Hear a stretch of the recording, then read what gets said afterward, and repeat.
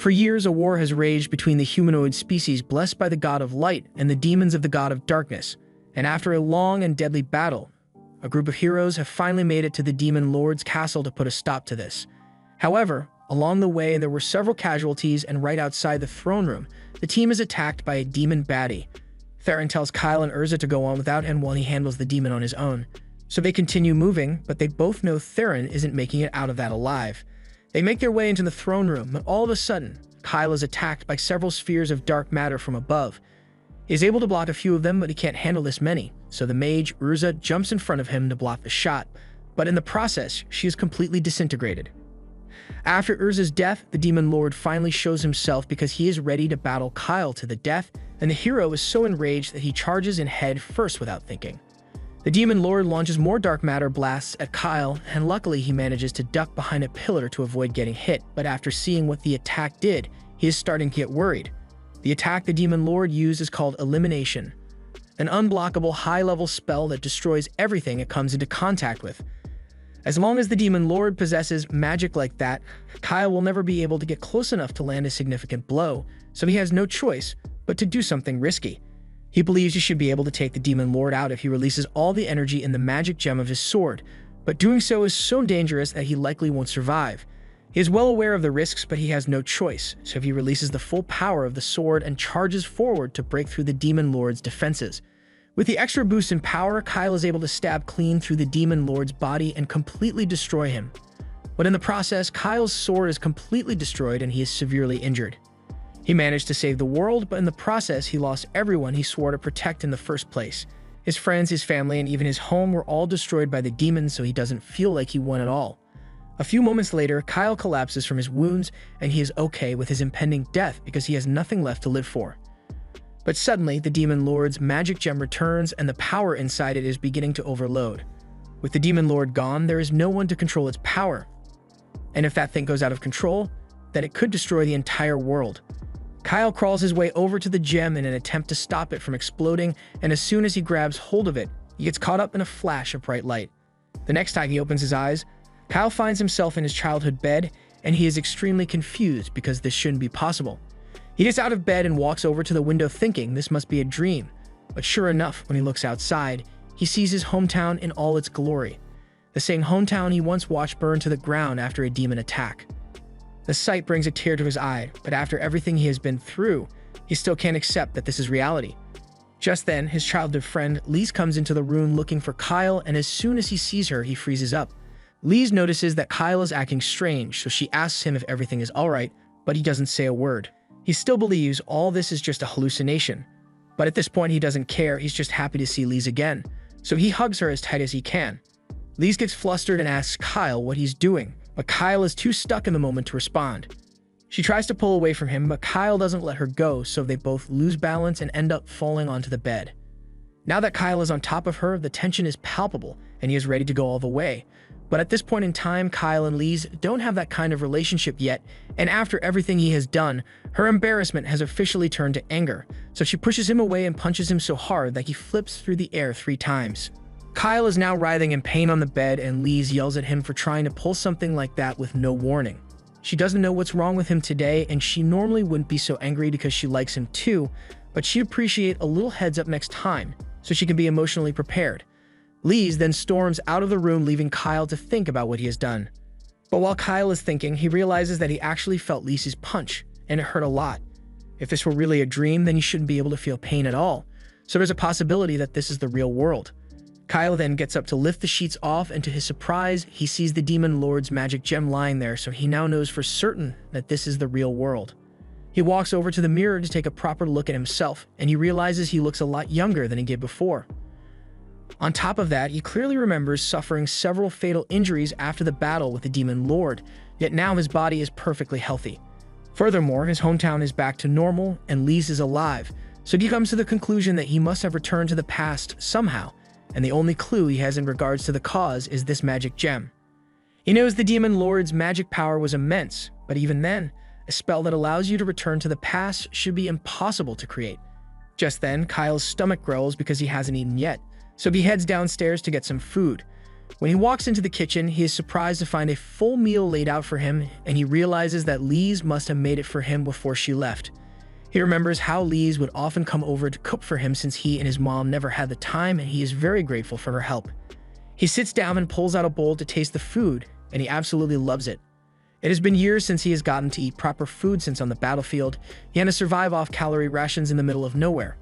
A few minutes later, Theron comes downstairs because he's hungry too, but once he sees all the empty plates in front of Kyle, he realizes he was too late. Kyle even finished the entire pot of stew too, and while Theron is complaining about all the food being gone, Kyle thinks about how absurd this whole thing is. Up until a moment ago, the two of them were fighting alongside one another against the Demon Lord, but he ended up sacrificing himself so Kyle could finish their mission. Theron notices Kyle staring at him, so he turns around and asks him if something is wrong. Kyle snaps out of it and says he's alright, but he still doesn't know how far into the past this is, so he asks Theron what year this is. Theron is a little confused since that's an odd question to ask, but he tells Kyle that today is the 24th of May in the year 2823. Kyle can't believe what he just heard, so he asks Theron if he's sure that's today's date, and Theron tells him he is serious. Today happens to be Kyle's birthday, so Theron says he will forgive him for finishing all the food, but he is still starving, so he plans to go get something to eat from Lise. Although, he's probably going to have to get down on his knees and beg before she'll agree to feed him. Something like this is pretty normal for Theron since there's no such thing as pride when it comes to food for him. But while he's doing that, Kyle stays in the kitchen because he has to put some serious thought into his next move. If he really has returned to the past, then he's going to need to talk to his mom about this. He heads out to the shed and goes down into the library to find his mom, and when he finally spots her, he's happy to see her again, but he can't get the image of her brutal death in the future out of his mind. His mom is surprised to see him because Kyle never comes down into the library at night, but he points out that it's already morning, so she must have spent the entire night reading without realizing it. She apologizes for spending so much time down here, but that's not why Kyle came. He tells her he actually has a question about magic theory, and as one of the few archmages in the country, he figured she'd be the best person to ask. His mom says she'll gladly listen to his question, so Kyle asks her if there are any spells in the world that can send a person back in time. Kyle's mom answers, saying spells like that do exist, and he is surprised because he has never heard of a time spell before. His mother goes on to explain that not much is known about time magic, and while they know it exists, no one would be able to use it. The reason the spell can't be used is because it requires an unfathomable amount of magic power, so there isn't a mage in the world who could possibly pull it off. And even if the greatest mage in all of history were to attempt the spell with every ounce of magic in their body, they would barely be able to travel a single second back in time. Kyle asks if it would theoretically be possible to travel years back in time with the help of a magic item, and now that his mom thinks about it, using a magic item to store power would make time travel possible. But it would take over 1,000 years to store that much energy, so she doesn't think it would work. Kyle asks her if it'd be possible for someone to use the forbidden rite, but his mother is more concerned about how he knows of that spell in the first place. Kyle makes up an excuse and says he just read about it in a book and he'd never even dream of attempting it. His mom is relieved to hear that, but the reason she was so worried is because the forbidden rite is a spell that allows one to sacrifice life force in exchange for magical power, so it's very dangerous. But even if someone were crazy enough to use it, she still doesn't think it would be possible to use time travel magic effectively. You would need to sacrifice the lives of half of all the humanoids on the continent to pull something like that off, and as far as she knows, there's no one capable of such an atrocity. Besides, there's no catalyst in existence that's capable of storing that much magic power in the first place. But if an artifact like that does exist, then it'd probably be recorded in this book. Kyle's mom flips through the pages of the book, and once she finds what she's looking for, she shows it to Kyle. It's a section about the legendary divine dragon's heart. It is said that the ancient kingdom of Sarls was able to prosper for thousands of years thanks to the power stored inside the gem, but eventually the gem's power was depleted, leading the kingdom to ruin. Kyle's mom believes an artifact as powerful as the dragon heart would be able to store enough power to make time travel possible, but it's been missing for over 1,000 years, so it's possible that it has fallen into the hands of the demons by now. Kyle is starting to piece together what happened, as it's evident that the gem he got from the demon lord must have been the dragon's heart. Kyle's mom thinks it's nice that the two of them are spending time together again because she was worried he has been avoiding her. Kyle apologizes and says he wasn't doing it on purpose, but his mom isn't really mad about it. She's just happy that he came to see her today, and for some reason, she gets the feeling that Kyle is acting a little more mature than usual. Anyway, she remembers Lise saying she'd come over to cook for them today, so she asks Kyle if he wants to go upstairs to eat. But before she leaves, Kyle tells her he actually already ate all the food, and with that single sentence, all the motherly love she felt towards him vanishes for a split second.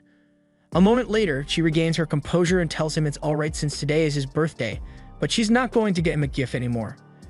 Talking to his mom was really helpful because Kyle got a lot of useful information from her. Like the fact that this thing is the divine dragon's heart and that the demon lord most likely pre-programmed the spell into it to send himself back in time. But Kyle still doesn't understand what the demon lord would want to go back in time for. Just then, Lise walks up to Kyle, and as soon as he notices her, he begins apologizing for what he did this morning. He tells her he only did it because of a bad nightmare he had, so Lise asks what kind of dream it was. Kyle admits that part of the dream involved her dying, and she now understands why he suddenly hugged her like that. Lise smiles and says she's willing to forgive him since it wasn't his fault, but seeing her smile like that only reminds Kyle of everything he's going to lose in the future. Their village is the closest to the demon territory, so once the invasion begins, they will be the first to suffer the demon's attack. The village ended up being burnt to the ground, and Lise was killed in the chaos of it all. So from that moment on, Kyle swore that he would avenge her. But now she's sitting right in front of him, as alive as ever. Lise asks Kyle if something is wrong since he suddenly got all quiet, but he is deep in thought because if he doesn't do something soon, then 3 years from now he is going to lose everyone he loves again. He refuses to let things end the same way, so no matter what it takes, he swears to himself that he will change the future and save everyone from their cruel fate. Kyle needs to be ready for the day of the great cataclysm 3 years from now, so the next day he begins his training and creates a mental image of the demon lord to fight against. He charges forward at the mental image, but after countering a few attacks, he realizes his body is weak as hell compared to how it was before. Although it's kind of expected since by this point in time, Kyle had been living like a certified bum for years, so his compatibility absolutely sucks. However, he seems to have retained his increased magic stats from the future, so he tries to make up for the lack of strength by casting speed and strength enhancement on his body.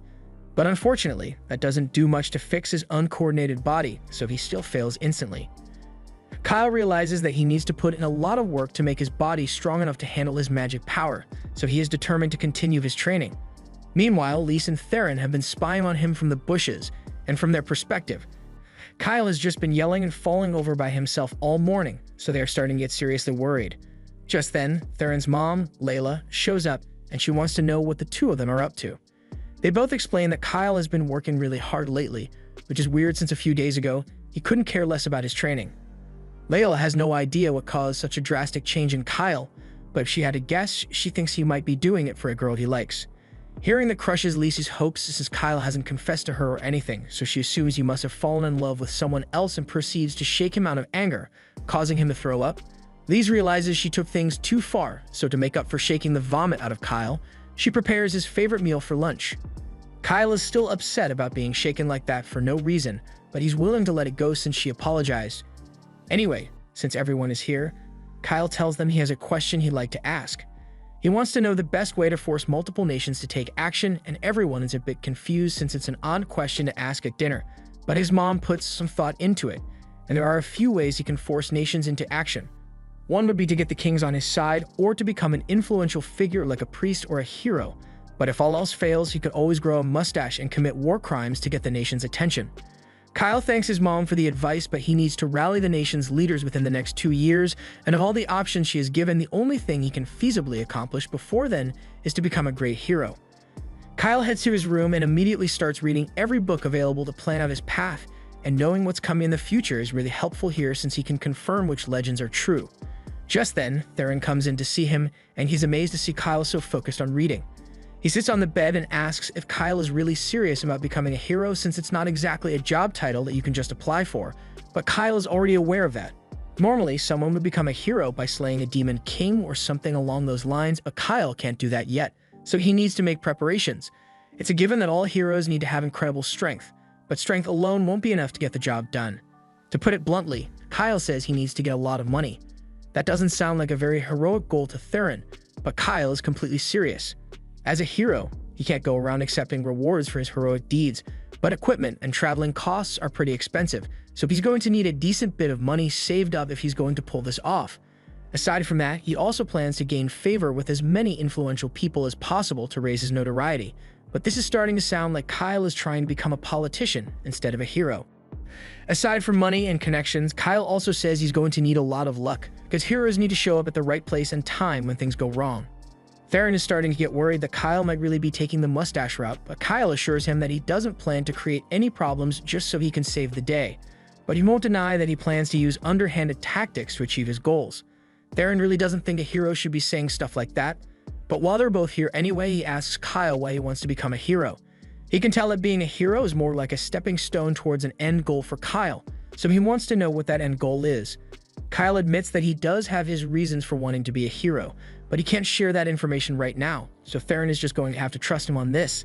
The next morning, Kyle talks to Layla and informs her that he will be going out on an adventure soon, and Layla thinks it's a good idea since it's important to go out and learn about the world. She asks Kyle if he has told his mom yet, and Kyle has already talked to her about it this morning, although he hasn't gotten a chance to talk to Lise yet. Since Kyle will be gone for a while, Layla tells him to take Theron with him. Kyle already intended to have Theron come along, so he thanks Layla for permitting him. But this is the first time Theron is hearing of any of this. After that, Kyle goes to talk to Lise and tells her he will be leaving in 2 days. She seems upset that he will be leaving, but she doesn't want to stop Kyle from reaching his goal, so she asks him where he is going. Kyle tells her that his first stop will be the royal capital Malad, and once he gets what he needs from there, the real work begins. Lise suddenly says she has a favor to ask, but Kyle already knows what she's going to say, so he tells her he can't let her come with him. She asks him why she can't come even though Theron is going with him. She has been training hard with the Oracle warriors, so she assures him that she won't be a liability. Kyle says he just wants to be sure that she's in a safe place, and Lise is about to argue, but before she can say another word, Kyle kisses her and says that when he returns, she will be the first person he visits, so he just needs her to have some faith in him. Lise was so flustered by the kiss that she can't argue anymore, so instead she tells Kyle that as long as he promises he won't do anything reckless out there, she is willing to wait for him. The next day, Kyle needs to go shopping for supplies for his trip, so he asks Lise to come with him, but while they are both in town, Lise spots an elf over by one of the stalls. Lise is intrigued because it's unusual to see an elf in this part of the country, but Kyle is even more intrigued because this isn't just any elf, it's Urza. Kyle recalls all the time he spent with Urza in the future and how she loved him so much that she told him her true name, which is a really big deal among elves. He is so stunned by the sight of her that he accidentally blurts out her name, Exis, but he probably shouldn't have done that since in this time, Urza has no idea who he is, so the fact that a random human knows her true name puts her on edge, and she's about to draw her sword on Kyle. Kyle doesn't want Urza to make a scene, so he grabs her arm and tries to get her to calm down, but nothing is working, so he's forced to use her true name to put her to sleep. Urza then falls into Kyle's arms, and that takes care of one problem, but now Kyle has to deal with Lise, who saw the whole thing. Kyle says he has a perfectly good explanation for this, but I mean, from Lise's perspective, he just walked up to a pretty elf girl, put her asleep in the middle of the street, and is now probably going to kidnap her, so he can't really talk his way out of this. After taking Urza back to his house, he tries convincing her that she imagined him saying her true name, but she isn't dumb enough to fall for that. She knows she heard him say it, but the only people who are supposed to know her true name are her parents, so she demands to know where Kyle learned it. Kyle can't exactly explain that 4 years from now, he and Urza become lovers, and she eventually tells him her true name, and even if he did, there's no way she would believe him. Urza threatens to kill Kyle to make sure he doesn't tell anyone her true name, but Kyle asks her to please wait because he will explain everything to her eventually. Urza can't believe Kyle is asking her to trust him with something as important as her true name, so Kyle offers an alternative. He says he is willing to perform an application of the contract with Urza to prevent him from using her true name for evil. Contracts like these are usually formed between humans and spirits, but in special cases, they can be used to bind two people together. The terms of this contract will be that Kyle isn't allowed to reveal Urza's true name to anyone or use it for evil purposes, and if he breaks the terms at any point, then he will immediately die a painful death. Urza is surprised that Kyle is willing to stake his life on this, so she decides to trust him for now, but she currently isn't able to form the contract since she would need a full moon for that, and the next full moon is in 3 weeks, so she says she'll have to stay in town to keep an eye on Kyle until then. However, Kyle tells her that he's actually leaving town tomorrow, so Urza is forced to join him on his journey since she can't risk letting him out of her sight. The next day, everyone has packed their stuff, and they are about to set out, so Kyle says goodbye to his mom. Lise is also going to be joining Kyle now because she doesn't trust him enough to let him travel alone with Urza after how weird he started acting when he first saw her. The group eventually begins their journey, and Theron almost immediately starts flirting with Urza since he wasn't expecting such a pretty girl to randomly join their party. However, Urza insists that she isn't a part of their party, she's just coming along because she has to stay near Kyle until they've formed their contract. But no one was actually listening to her. Anyway, with Urza and their party, Kyle says they don't need to head to the royal capital right away anymore. Instead, they are headed for the Sumgard Mountains to find the Magic Queen's labyrinth. Theron doesn't think it's worth going since they've all heard the legends and that labyrinth is so large that they'll never be able to find the treasure in there. Kyle assures them that they don't have to worry about that because he has prepared a detailed map to lead them through the labyrinth. Kyle made the map using the memories of his adventure through the labyrinth in the future. But since the labyrinth is still uncharted territory at this point in time, the others find it hard to believe that Kyle managed to get his hands on a genuine map, so they think he got scammed. Urza feels kind of bad for Kyle, so she makes up something about the paper being 1,000 years old magic tree paper to make it sound more genuine. Kyle most definitely got that paper from some random book in the library, so he knows Urza is just BSing, but the others don't know that, and they trust Urza's word a lot more than Kyle's, so they immediately believe that the map is real. But even with the map, the labyrinth is still so big that it will take them ages to get to the treasure. However, Kyle has already thought of a solution for that as well, so he tells everyone they are going to dig a tunnel. They begin preparations on the tunnel right away, and with this, they should be able to avoid all the deadly saw traps laid out across the labyrinth. They've even got Urza helping out with an earth spirit to reinforce the tunnel, so it doesn't collapse, and she seems really motivated for some reason, so she urges Kyle and Theron to work even harder. After a long day of digging, everyone heads back to camp where Lise has prepared a delicious meal for them. Everyone loves the food, so Lise tells them they can have as much as they like. After all, she had a lot of ingredients to work with. Urza asks Lise if she was the one who caught the bear because she didn't think Lise was proficient with weapons. But Lise never said she used a weapon, she just beat the bear to death with her bare hands, something that's completely normal for her. After dinner, Urza uses some of her spirit magic to create an artificial hot spring in the middle of the mountain, so she and Lise take a soak in it, and while they're in there, Kyle has to do everything within his power to stop Theron's degenerate butt from jumping over the wall to peep. The next day, everyone gets back to working on the tunnel, but while the others are on their break, Urza approaches Kyle and demands to know why he wants to become a hero so badly. She knows the others haven't been prying for answers from him because they trust his judgment, but Urza doesn't trust him at all. She wants to know what's driving him to work so hard because no ordinary person would go so far just to become a hero. This entire time while working on the tunnel, Kyle has been wearing rings that make his body 9 times as heavy as usual, yet he hasn't once stopped or complained. She asks if his reasons for doing all this have anything to do with how he knows her true name, but before Urza could get a response, Kyle's shovel strikes the wall of the treasure vault, so he cuts Urza off and asks her to go get the others. Once everyone has arrived, Kyle kicks down the wall and they are greeted by a massive pile of treasure. Theron is overjoyed because with this amount of money, he's never going to have to work again. But while he is busy swimming through the gold coins, Kyle sneaks off on his own because there's a secret treasure hidden in this labyrinth that he needs to find.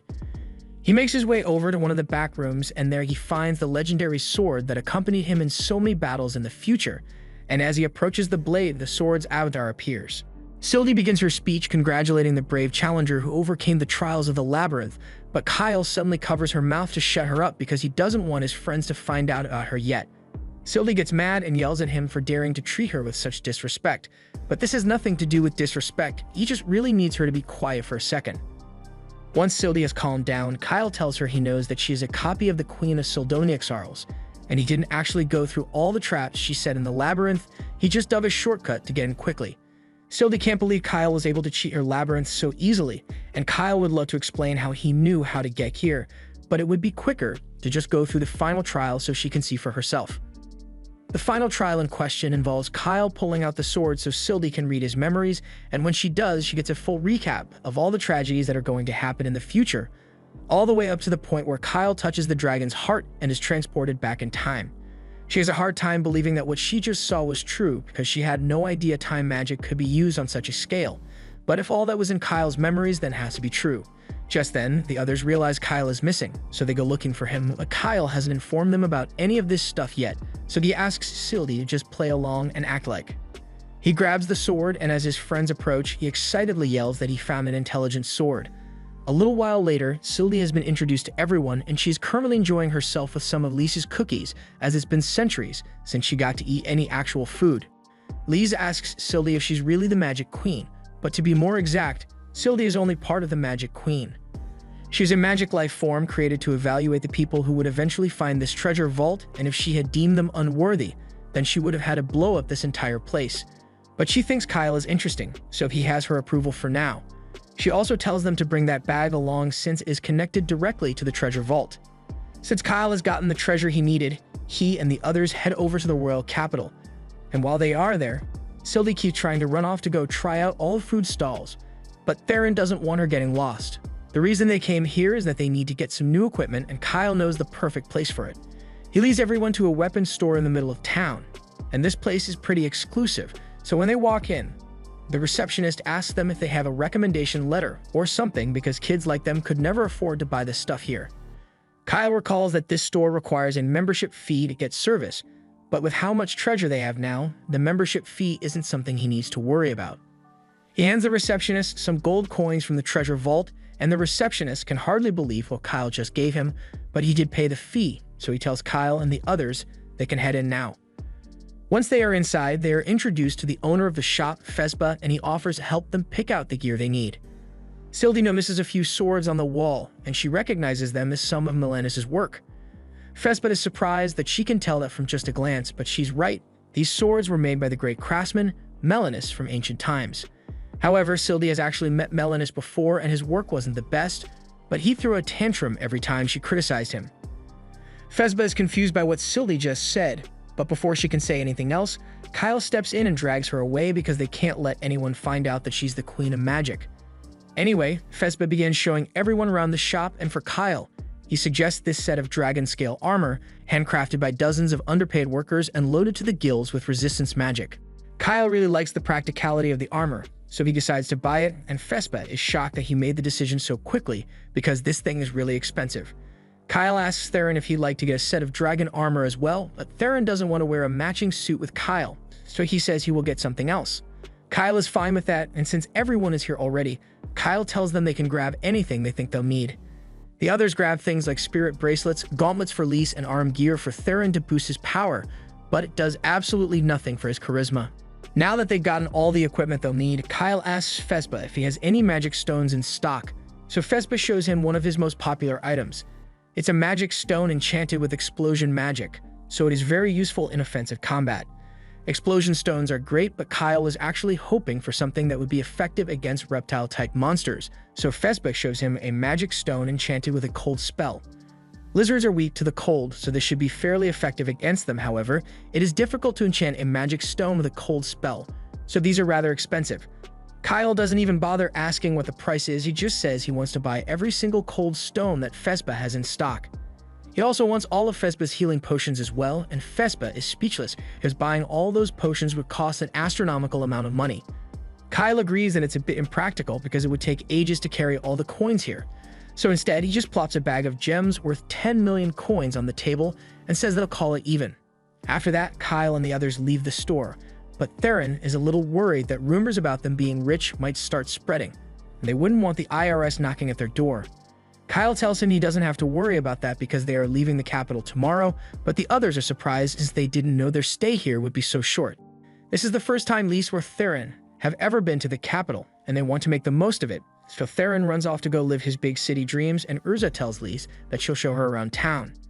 Sylvie also tries to run off to try some more snacks, but Kyle stops her because there's something the two of them need to discuss while the others are gone. Kyle takes Sylvie back to the inn, and once they are inside, he asks her if she thinks the future can really be changed, but Sylvie thinks his question is dumb because the future was never set in stone to begin with. The way she sees it, the spell that brought Kyle back in time probably plucked his soul out of his current timeline and placed him at an earlier point in a different timeline, which is why the dragon heart that he used as a catalyst is in his possession, even though the dragon heart of this timeline is still out there somewhere. Kyle's very presence in this timeline is bound to cause changes, but at this rate, the Great Invasion is still bound to happen at some point, so they'll need to do something about that. Knowing that his actions can change the course of fate is good enough for Kyle, so he's willing to do whatever it takes to save the world, but there is still one thing he is curious about. There are currently 2 dragon hearts in this world because of the time travel, but if that's how it works, then Kyle wonders why there's only one of him here. Sylvie has a theory about this as well, so she tells Kyle about one of the most forbidden forms of magic out there, soul fusion. In this world, a person's max magic power is determined at birth, and no amount of training can change that, but back in the prime of Sildonia, they discover that the magic power of a person could be increased by fusing 2 souls together. Naturally, they performed experiments on infants with artificial souls, but it ended in a catastrophic failure, so soul fusion was categorized as forbidden magic. Regarding what happened to Kyle, Sylvie believes that the souls of the Kyle from the future and the Kyle from the past were fused together, and thankfully, since they were the exact same, it seems to have happened without any major complications. As a result, his magic power was practically doubled, so Kyle should be way stronger than he was in the previous timeline. He may even be able to use the highest form of magic, but whether he can master is another story entirely. This is an unprecedented case, so Sylvie has no idea what implications or side effects it may have on Kyle. With that said, she tells him she'll give him advice if anything comes up, so he had better tell her as soon as he feels anything off. Later that night, Lise and Urza return from their sightseeing, and Lise is ready to go to sleep, but Urza says she'll stay up for a little longer since she enjoys the sight of the full moon since it only happens once a month. Hang on, the only reason she's here is because she had to stay near Kyle until the full moon so she could perform the contract, but she completely forgot, and the night is almost over so she has to find Kyle quickly. Kyle was out in the forest training with Sylvie when Urza suddenly comes running up to him. She reminds him that tonight is a full moon, so they need to do the contract ritual now. Kyle had completely forgotten about that, and he's still willing to go through with the contract, but he has been training for hours already, and he was just about to go to sleep, so he asks her if they can just do it next month instead. Urza refuses because she can't just leave things as they are, so Kyle eventually agrees and Urza begins drawing the contract circle. While she was growing up, Urza always saw the contract of application as a sign of commitment between lovers, and she'd always see it done at the weddings in her village, so she had hoped she would get to experience it one day. But she never could have expected that it would happen like this. She eventually finishes drawing the circle, so she tells Kyle she's ready to begin. However, Kyle has been asleep for a while now. Urza yells at him to get up already because they need to get this done before the night ends, so Kyle wakes up and the two of them stand in the middle of the circle. Kyle recalls how he and Urza performed the ceremony back when they got married in the other timeline, so after he vows not to use Urza's true name for evil, he steps forward and kisses her. Urza is so stunned that she doesn't react initially, but when she finally processes what's happening, she pushes Kyle away and demands to know what he thinks he is doing. Kyle doesn't understand why she's so upset since this is just the final step of sealing the contract, but Urza tells him that there's only a kiss at the end when the contract is being done for a marriage, and this wasn't meant to be a marriage contract, so Urza is pissed. The next morning, Kyle and the others start leaving the capital. Lise notices that the others look awfully tired. Kyle says he and Urza were up late at night because of a little incident, but Urza doesn't want to talk about it. As for Theron, he was up all night trying to get a girlfriend, but even though he's rich now, he had no such luck. Anyway, the group is headed for Arkan now, but Kyle didn't want to explain why, so he just told everyone that Sylvie has a prophetic ability that said they should go there. Upon arriving in Arkan, the group just so happens to show up right when Princess Melina is having a town visit. Melina is a kind princess, beloved by all her people, so the others are excited to see her, but Kyle is the only one who knows that 2 days from now, Melina is fated to die. In 2 days, Melina's caravan will head to the village of Scenes. Along the way, she will be attacked by a Hydra and killed. Scenes was recently attacked by Hydras, so Melina's plan was to go there to show her support for the region, which ultimately led to her demise. Kyle thinks what happened is the natural result of her poor choices, since going to the village of Scenes while it's still dangerous, even out of kindness, was a dumb decision. Sylvie asks if it's possible that Melina was assassinated, and it was covered up to make it look like a monster attack, and Kyle admits that there were rumors that Melina's brother, Prince Karanes, was behind it, but no evidence was ever found regarding his involvement. It was ultimately deemed an unfortunate accident, and Kyle plans to use that unfortunate accident to his advantage, so he can become a hero. But he's going to have to be careful about how he does it since he needs to make it look natural when he saves her. But he has no idea where or when exactly the attack will happen, so he's going to have to keep an eye on the princess. Just then, Theron walks in, and he's disappointed because he just spent the last few hours trying to figure out Princess Melina's route for tomorrow, but he found nothing. Kyle is surprised and asks why Theron is so interested in Melina's route, so he explains that he plans to follow Melina around, and the second she gets into danger, he will swoop in to save her so she falls in love with him. Kyle is disappointed that he came up with the same plan as someone like him. But to be clear, Kyle explains that he's not following Melina for any creepy reason, he just has reason to believe that she might be in danger, so he needs to make sure she stays safe. Theron gets excited once he realizes that Melina really is in danger, because that means as long as he stalks her long enough, he's gonna get a chance to save her life. The next morning, Melina's caravan leaves, so Kyle and the others are waiting out in the forest so they can keep tabs on her. However, Urza asks Kyle how exactly they are going to do that when they can't get close to Melina without drawing too much attention. Fortunately, Sylvie has the perfect ability for the job, so she transforms herself into a hawk and flies onto Kyle's shoulder. The others are shocked since they had no idea that was even possible, but Sylvie explains that her real body is the gem inside the sword, and her physical form is just a manifestation made from her magical energy, so she can turn into anything she wants. As a hawk, there's no way anyone would notice her following Melina's carriage, and as an added bonus, she can give the others a real-time feed of what she's seeing using her gemstone. Urza is amazed by how versatile Sylvie is, because with an ability like this, it would be possible to spy on anyone without them knowing. A few moments later, Sylvie informs everyone that something strange is going on, but it's not monsters like Kyle thought it would be. Instead, the drivers of Melina's carriage suddenly stopped and started attacking Melina's guards for no reason. This is really bad, so Kyle tells the others they need to hurry before something bad happens to the princess.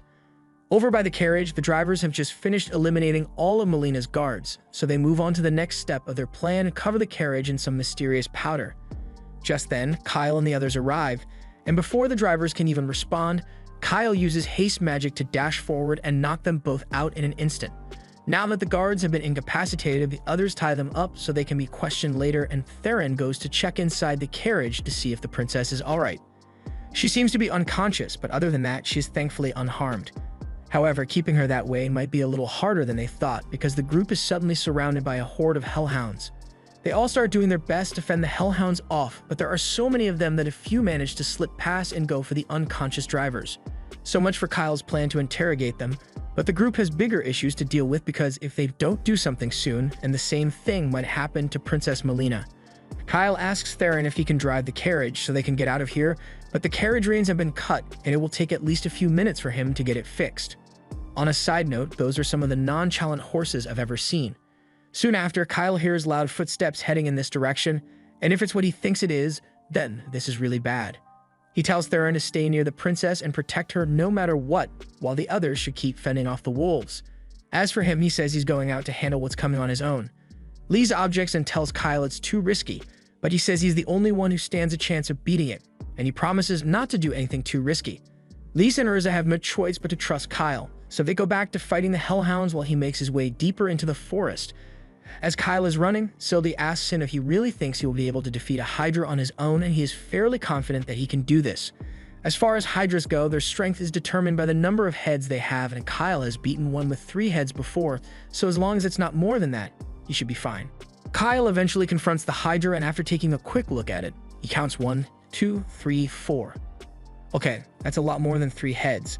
The Hydra has 8 heads in total, and Kyle didn't really account for this, so Sylvie asks him if they should run.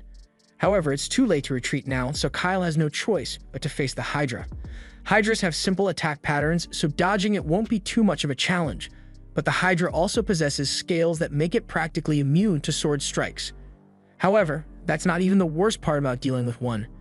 It also has incredibly foul poison breath that kills all living things that come into contact with it. Normally, getting hit with a blast point blank would be a death sentence, but that poison resistance from the dragon armor is really coming in handy right now. Kyle knew he would probably have to face a Hydra here, which is why he spent so much money buying all these magic crystals in the first place, and those cold spells are going to be really helpful here. He throws one of the cold crystals at the Hydra, and once the spell activated, it freezes the Hydra in place, buying Kyle enough time to throw an explosive crystal at it and cause a decent amount of damage. The combination of ice and explosion magic is enough to weaken the Hydra's scales, so Kyle is now able to slice off one of its heads. Sylvie is impressed that Kyle is holding his ground so well against a Hydra, but the battle is nowhere near done, because on top of all the Hydra's other abilities, it is also able to regenerate, so simply cutting its head off isn't enough to finish it off. Kyle continues throwing his ice stones at the Hydra to weaken it, but he's down to his last ice stone, and the Hydra's regeneration doesn't look like it's slowing down. So Kyle has to finish quickly with one final blow. He has a plan in mind, but it's risky, so he's only going to get one shot at this. He clutches all the remaining explosion stones in his hand and casts haste on himself, so he can dash straight towards the Hydra. He then cuts a hole straight into its chest and jams his fist in there with the explosion stones. The Hydra smacks him away shortly after, but by then it was already too late because Kyle had accomplished his goal. All the explosion stones he put in the Hydra were activated, resulting in a huge explosion that absolutely obliterates the Hydra. With this, Kyle has successfully won his first battle as a hero, but the fact that he got covered in Hydra guts as a result is unfortunate. Back at the carriage, the others are finally done taking out the hellhounds, so they want to go help Kyle since they are worried about him. But a moment later, Kyle walks out of the bushes, and they are relieved to see that he is unharmed. They think it's amazing that he was able to kill a hydra on his own, but they are noticeably less excited once Kyle gets closer because he smells like crap. They are still happy he made it back alive, but until he cleans himself up, they don't want to be anywhere near him, so they run away. After a few minutes of washing up, Kyle heads back over to the others by the carriage and asks them how things are going in here. Everything is fine, but Melina and her maids are still unconscious. Kyle assumes they must have been drugged since they've been unconscious for a long time now, so he asks Urza to use some of the antidote potion he bought to see if that does something. While Urza is doing that, Farron takes a look around the carriage and he finds a strange bag just sitting on the floor outside. Kyle assumes the drivers must have used the powder inside to lure the monsters here, so they kill Melina and make her death look like an unfortunate accident. So in other words, when Melina died in the past timeline, it wasn't just an unfortunate accident, it was a carefully thought out assassination. Meanwhile, back in the city, Prince Carnes and the Knight Captain are in a dark room together, and when one of the cards on the table goes dark, Zentos says it's time to send a squad out to confirm whether the mission was successful or not. As night falls, Melina has finally recovered from the sedative, so she opens her eyes and she is surprised to see that she's still alive. The last thing she remembers was being drugged and put to sleep, so she was certain that today would be the day she died, but it looks like she still has some luck on her side. She asks if they're the ones who saved her life, and Theron immediately tries to take all the credit, until Lisa knocks him out before he can do anything that would make a fool of them. Kyle bows in front of Melina and explains that he and his friends happened to be nearby when they saw Melina's guards being attacked by the drivers, so they intervened and saved her life. A moment later, Melina's maids wake up and Arca sees her talking to Kyle, so her first instinct is to get in front of Melina and protect her. If only she had that type of energy when Melina was getting drugged, but Arca is just genuinely worried about Melina's safety, especially after what happened earlier. Melina tells her there's no need to worry because Kyle doesn't seem like a bad person, and even though she doesn't know much about him, she does know that she wouldn't be alive right now without his help, so she sincerely thanks him. She gets up because she wants to see the situation outside, and Kyle warns her that it's not a pretty sight, but she needs to see the current state of things with her own eyes. After examining the drivers, she asks Kyle if any of her guards managed to survive, but unfortunately, all of them had been killed by the time Kyle and the others got here, so Melina and her maids are the only survivors. Just then, Sylvie informs Kyle that a group of soldiers from Arkan is heading this way, so Kyle relays the information to Melina. But as soon as she hears that the King's Guard is on its way, she becomes panicked and tells Kyle that they need to get out of here immediately. Kyle is surprised by her reaction because he thought she'd be happy to hear that soldiers from her kingdom are on their way to help, but she tells him that those soldiers aren't here to save her, they are probably coming to make sure she died. She has given it some thought, and the person behind the assassination attempt is most likely the commander of the 2nd Battalion, Zentos, and she's sure Zentos must have ordered those soldiers to kill her on sight, so she can't let them find her alive. Melina instructs Arca to burn all the bodies here to trick the soldiers into thinking the princess is among the corpses, and in the meantime, everyone else should get onto the carriage because they need to get out of here as soon as possible. Everyone is confused, but they go along with Melina's orders, and just before getting on the carriage, Theron throws the sack of monster-attracting powder into her flames in hopes of delaying the soldiers with a sudden monster attack. Once that's done, Arca takes the reins of the carriage and everyone rides away, but Kyle is left wondering what he should do next because he didn't think he'd get himself involved in something as serious as a royal assassination plot so soon. Kyle asks Melina if she's absolutely certain that Zentos is behind this, but she knows what she heard. Yesterday, she got drugged by the prince and Zentos, and before she passed out, she could hear her brother celebrating because she had actually fallen for the trap. Now all he needed to do was put her in a carriage headed for Sains and tell everyone that she foolishly chose to go there despite the danger, and before long, she'd end up as monster food.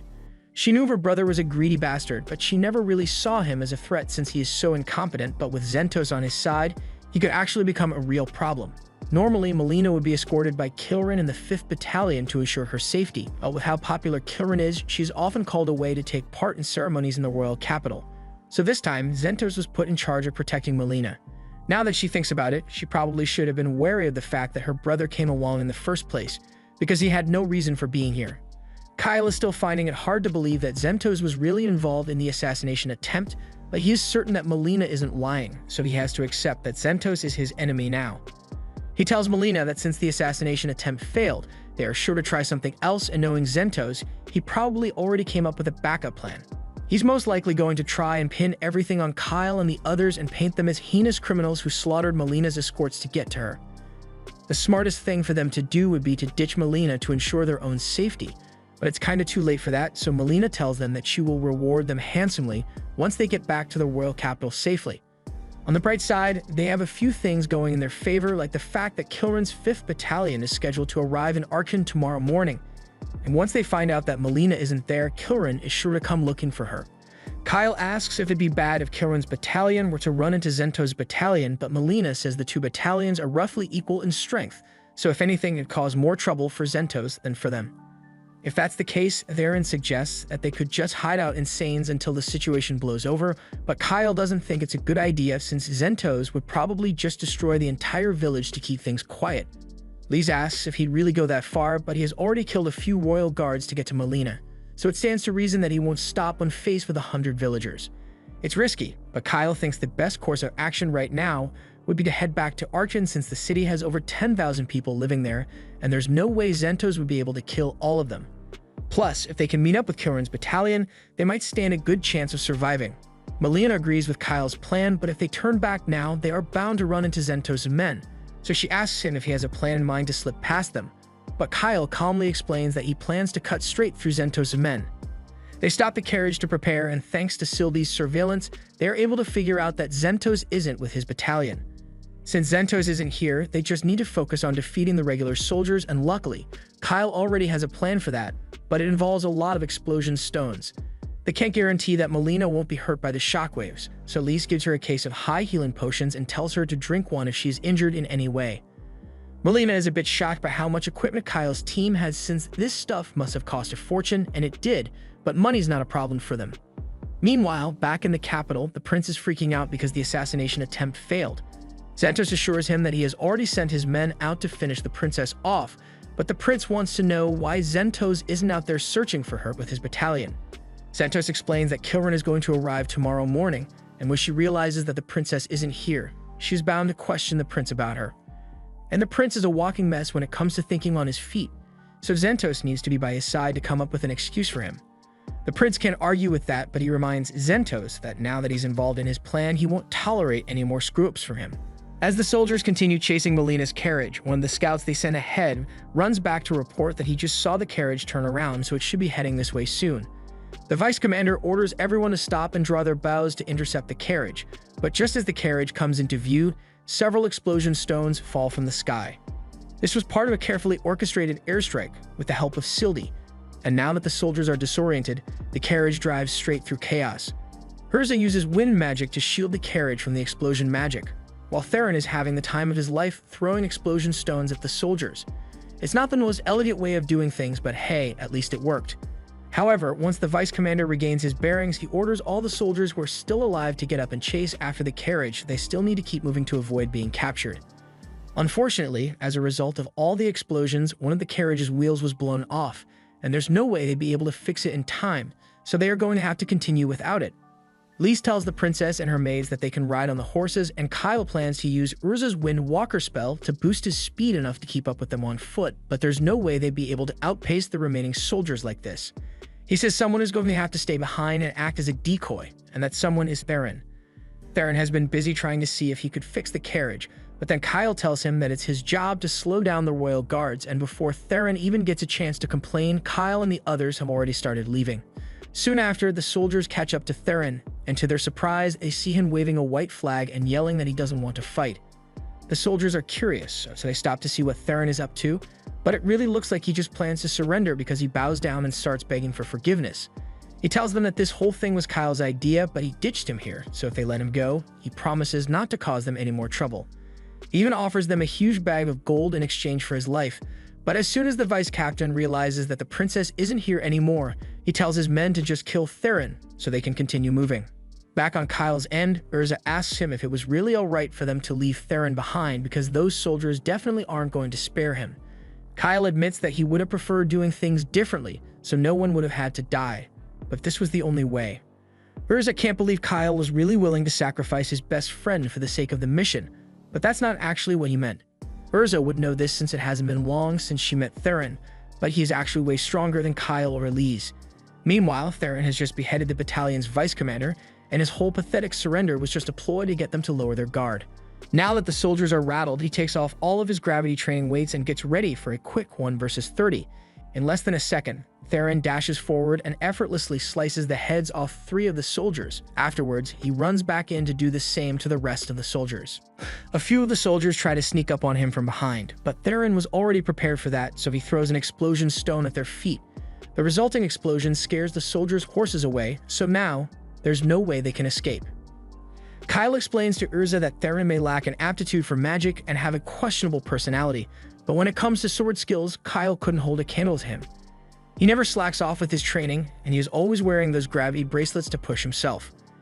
On top of all that, he's an extremely ruthless fighter, so Kyle would never want to have to face him in combat. However, if Theron is such a disciplined fighter, then Urza asks why he's always acting so goofy, but that's mostly just an act he puts on to make people underestimate him.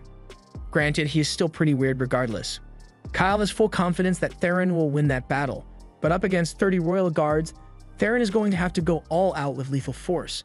Kyle had hoped to resolve this without killing the soldiers since they are just following orders, but things don't always work out the way you intend. After several minutes of battle, there are now only 8 soldiers left and Theron is starting to get tired, so he drops his sword and tells them they don't need to fight anymore. All he wanted to do was slow them down, and by now he has bought enough time for Kyle and the others to make it back to Archon. So his job is done. Besides, by now the soldiers must have realized that they aren't strong enough to defeat him, so if they leave, he's willing to let them go.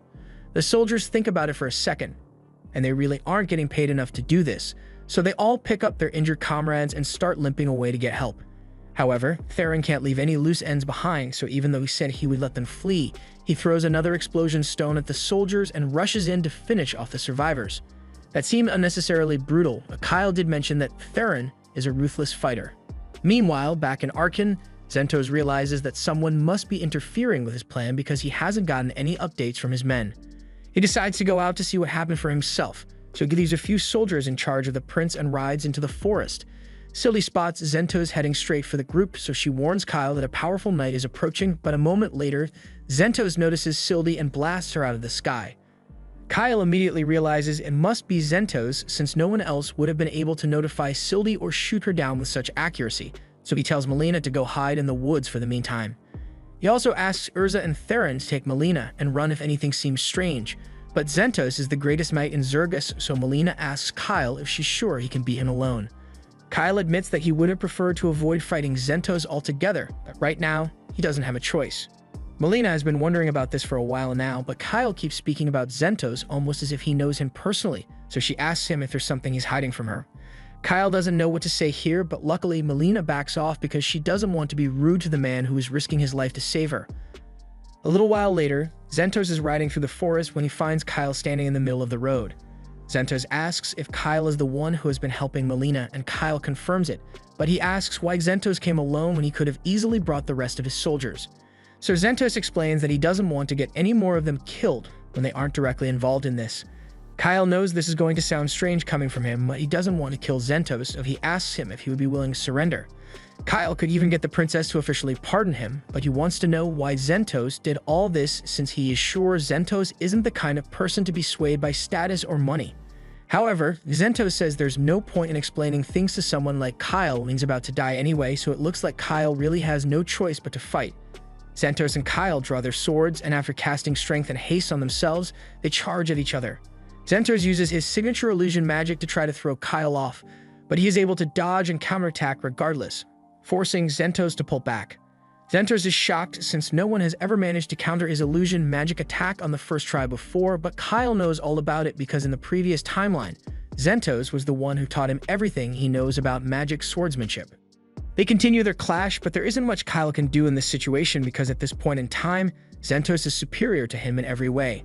Zentos fires several bullets at him, and while he is busy deflecting those, Zentos tries to sneak attack Kyle, but Kyle reacts in time and leaps off the sword to save himself. He then throws an explosion stone at Zentos midair, but Zentos just knocks it back at him, so Kyle suffers severe explosion damage. While he is still recovering, Zentos tries to take advantage of the situation to finish him off, but once again, Kyle reacts in time and is able to parry Zentos' attack. However, when they clash blades this time, Zentos' sword begins to crack because Kyle's sword has greater durability. Xentos is forced to back off for now, so Kyle once again asks him if he is willing to surrender because he doesn't want to see Xentos die, but he has already made his decision, and nothing is going to change his mind now. Xentos realizes he doesn't have much time left, so he needs to make a move soon so he can finish Kyle off once and for all. They both charge at each other one last time, and in a fraction of a second, Xentos managed to parry Kyle's sword, leaving him wide open for a fatal blow. However, when Xentos brings his sword down on Kyle, it shatters into pieces because Kyle had hidden the dragon tear in his armor, and that thing is practically indestructible. Now, Kyle has the upper hand, but even with the shattered sword, Xentos refuses to give up, so he attempts to shank Kyle with what's left of his blade. However, Kyle has already regained his footing, so once Xentos gets close, he brings his sword down to finish this once and for all. Before the strike lands, Kyle has a flashback to the time he spent with Xentos in the previous timeline. After a long day of training, Xentos confided in Kyle that he had always served the royal family, and he was proud to fulfill that role. But at this point in time, the kingdom of Zergus had already fallen. Kyle honestly never had a good impression of the king of Zergus, and Xentos agrees that the king wasn't a suitable ruler, but nevertheless he swore his life in service of the kingdom. However, now that Zergus has been destroyed, Xentos was no longer bound by that oath, so he felt that he could finally be free. Back to the present, with tears in his eyes, Kyle slashes through Xentos' chest, causing him to fall to his knees in defeat. Xentos asks why Kyle didn't take his head off even though he had a clear shot at it, but Kyle couldn't bring himself to do that to an old friend. However, the chest slash is still very much lethal, so Xentos passes away shortly after. Kyle knows this is a victory, but he is still devastated because the reason he began this mission was because he wanted to save all the people he treasures the most, and Xentos was one of those people. He truly wishes there was a way to keep Xentos alive, but his plan requires Melina's survival, so this is the way things turned out in the end. Back at the castle, the prince is pacing around his room, wondering why Xentos hasn't taken care of the princess yet. Just then, the room's door bursts wide open, and at first the prince thinks it's Xentos returning with good news, but to his dismay, he finds his sister alive and well, along with her personal guards. Melina wastes no time and orders Kilran to seize her brother on suspicion of assassination. She even authorizes the use of force to interrogate him, so as Melina leaves the room, you can already hear the sounds of Karn's getting beaten up for what he did. She then turns to Kyle and the others and thanks them because without their help, she would not have survived to see another day. To show her gratitude, she asks them to accompany her to the royal capital so she can properly thank them, and upon arrival, they are invited into the castle. Lise and Urza are both amazed by how fancy this place is, and Silly can hardly contain herself when she sees all the delicious sweets laid out in front of her, so she digs right in. As for Theron, he's over there in the corner, flirting with one of the maids. Kyle apologizes to Melina for the lack of etiquette, but Melina doesn't mind. Just then, her father enters the room, so Melina runs over to hug him, and the others slowly realize that if this man is Melina's father, then that must mean that he's the king.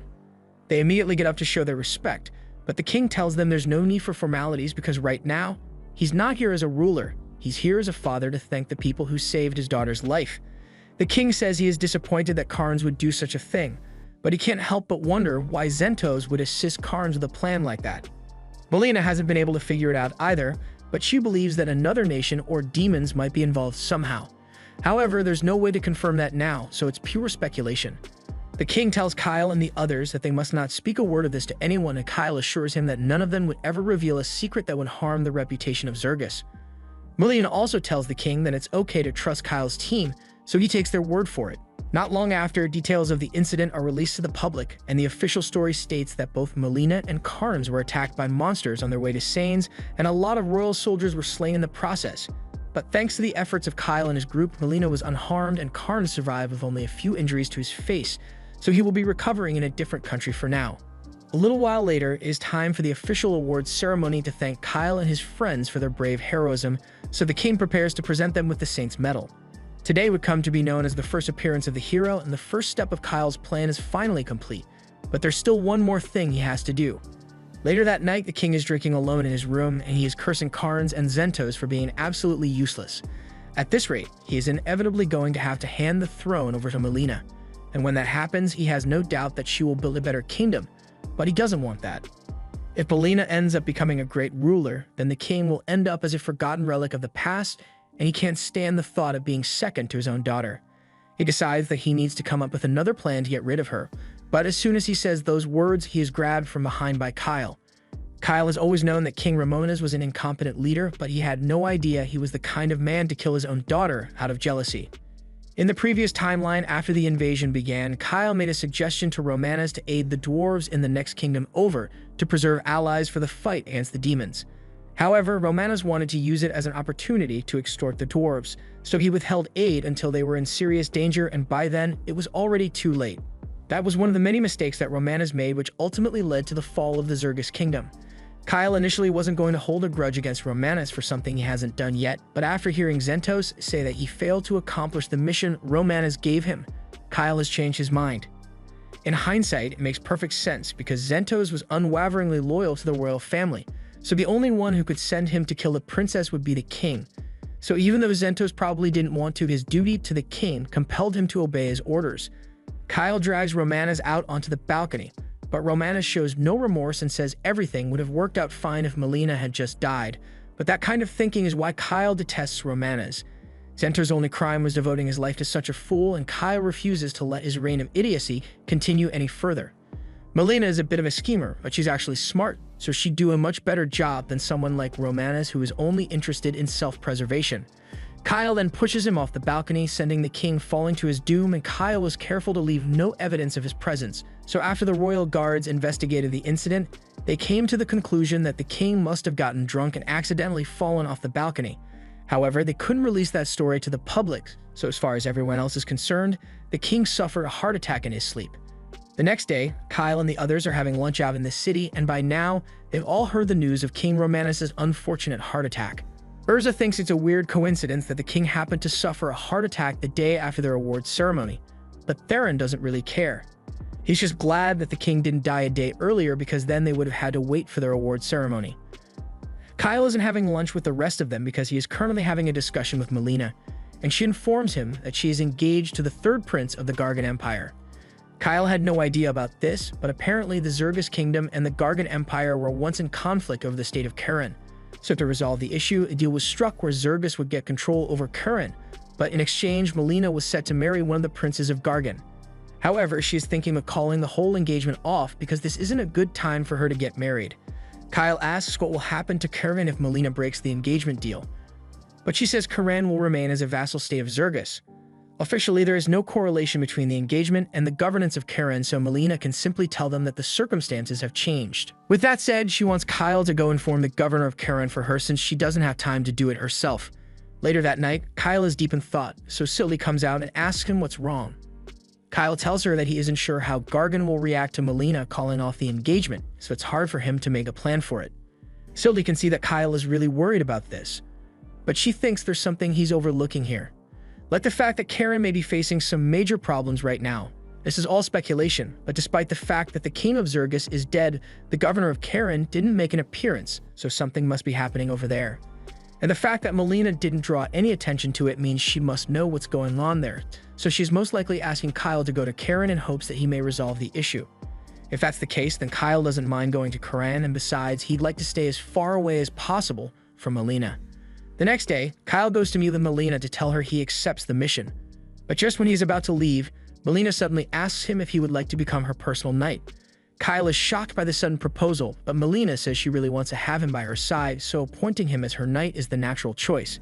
However, as a hero, Kyle can't let himself be tied to one nation, and he especially doesn't want to be tied to Melina, so he starts trying to politely turn her down. He says he has things he needs to do, but Melina suddenly starts laughing and says she was only joking to see how he'd react, and Kyle gets frustrated because he was totally played.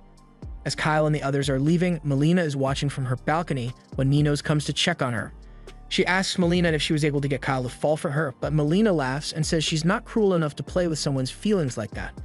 She may consider it in the future, but for now, she's happy just having Kyle by her side because she's going to need all the help she can get now that she's in charge of the kingdom of Zergus.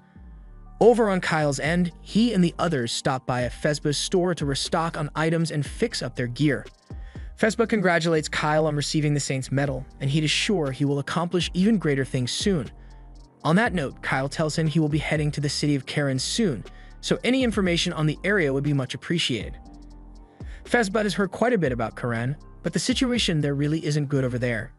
Karen is essentially run by the Blacksmith Guild now, and they've been causing a lot of trouble, so trading with them has been difficult. With that said, the items made in Karen are of incredible quality, so they may be able to find some good weapons over there. Theron thinks it's a good idea since he has been meaning to get a new sword, so they all begin their journey to the vassal state of Kuran. The group eventually arrives at the city of Kuran, and it really does live up to the title of a mining city because it's practically built into the mountain here. However, Sylvie comes out and informs them that the mountain was actually built around the city, not the other way around. She was around back when the city was originally founded, and it was initially flat, but when they found high-quality ore veins hidden beneath the surface, they used magic to push the earth upward so they could access those veins. That's how the mountain ended up here. Just then, the group notices something flying overhead, so they look up and spot the Wyvern Knights of the Gargan Empire. Sylvie is impressed that the Empire has managed to tame wyverns, but Kyle is more concerned about why they are here in the first place. He just hopes it has nothing to do with them. They make their way into the city, and after presenting their identification, Kyle asks to talk to the ambassador of Zergus here in Kuran. While the guard is confirming the details, the others take a look around the city, but Urza seems a little uncomfortable because elves don't have the greatest relationships with dwarves. Just then, the Zergus ambassador arrives to greet the party, and when she introduces herself as Miranda, Kyle goes mute because he recognizes her from the previous timeline, and he had no idea she was working as an ambassador at this point in time. Lise notices that Kyle is staring at Miranda way too much, so she snaps him out of it, and he informs her that they have been sent here to deliver a message from Queen Melina. Miranda invites them inside, and after looking over the official documents, she confirms that they were indeed sent by the Queen, but she has to admit that they are the strangest-looking envoys she has ever seen. Although even the current state of turmoil within the kingdom, compromises are to be expected, especially with Melina in charge. Speaking of which, Miranda wants to personally thank Kyle and the others for saving Melina's life the other day because Melina is one of Miranda's close friends and she would have been devastated to lose her. Anyway, she knows they are here to meet Governor Bax of the Gargan Empire. But unfortunately, Bax has been bedridden for weeks now, so even she hasn't been able to get an audience with him. Every time she tries to get him to talk to her, she's always told that he isn't taking visitors in his current condition. But as governor, he has an obligation to meet with any envoys from the Queen, whether he wants to or not. So with Kyle and the others here, he will be forced to meet with them.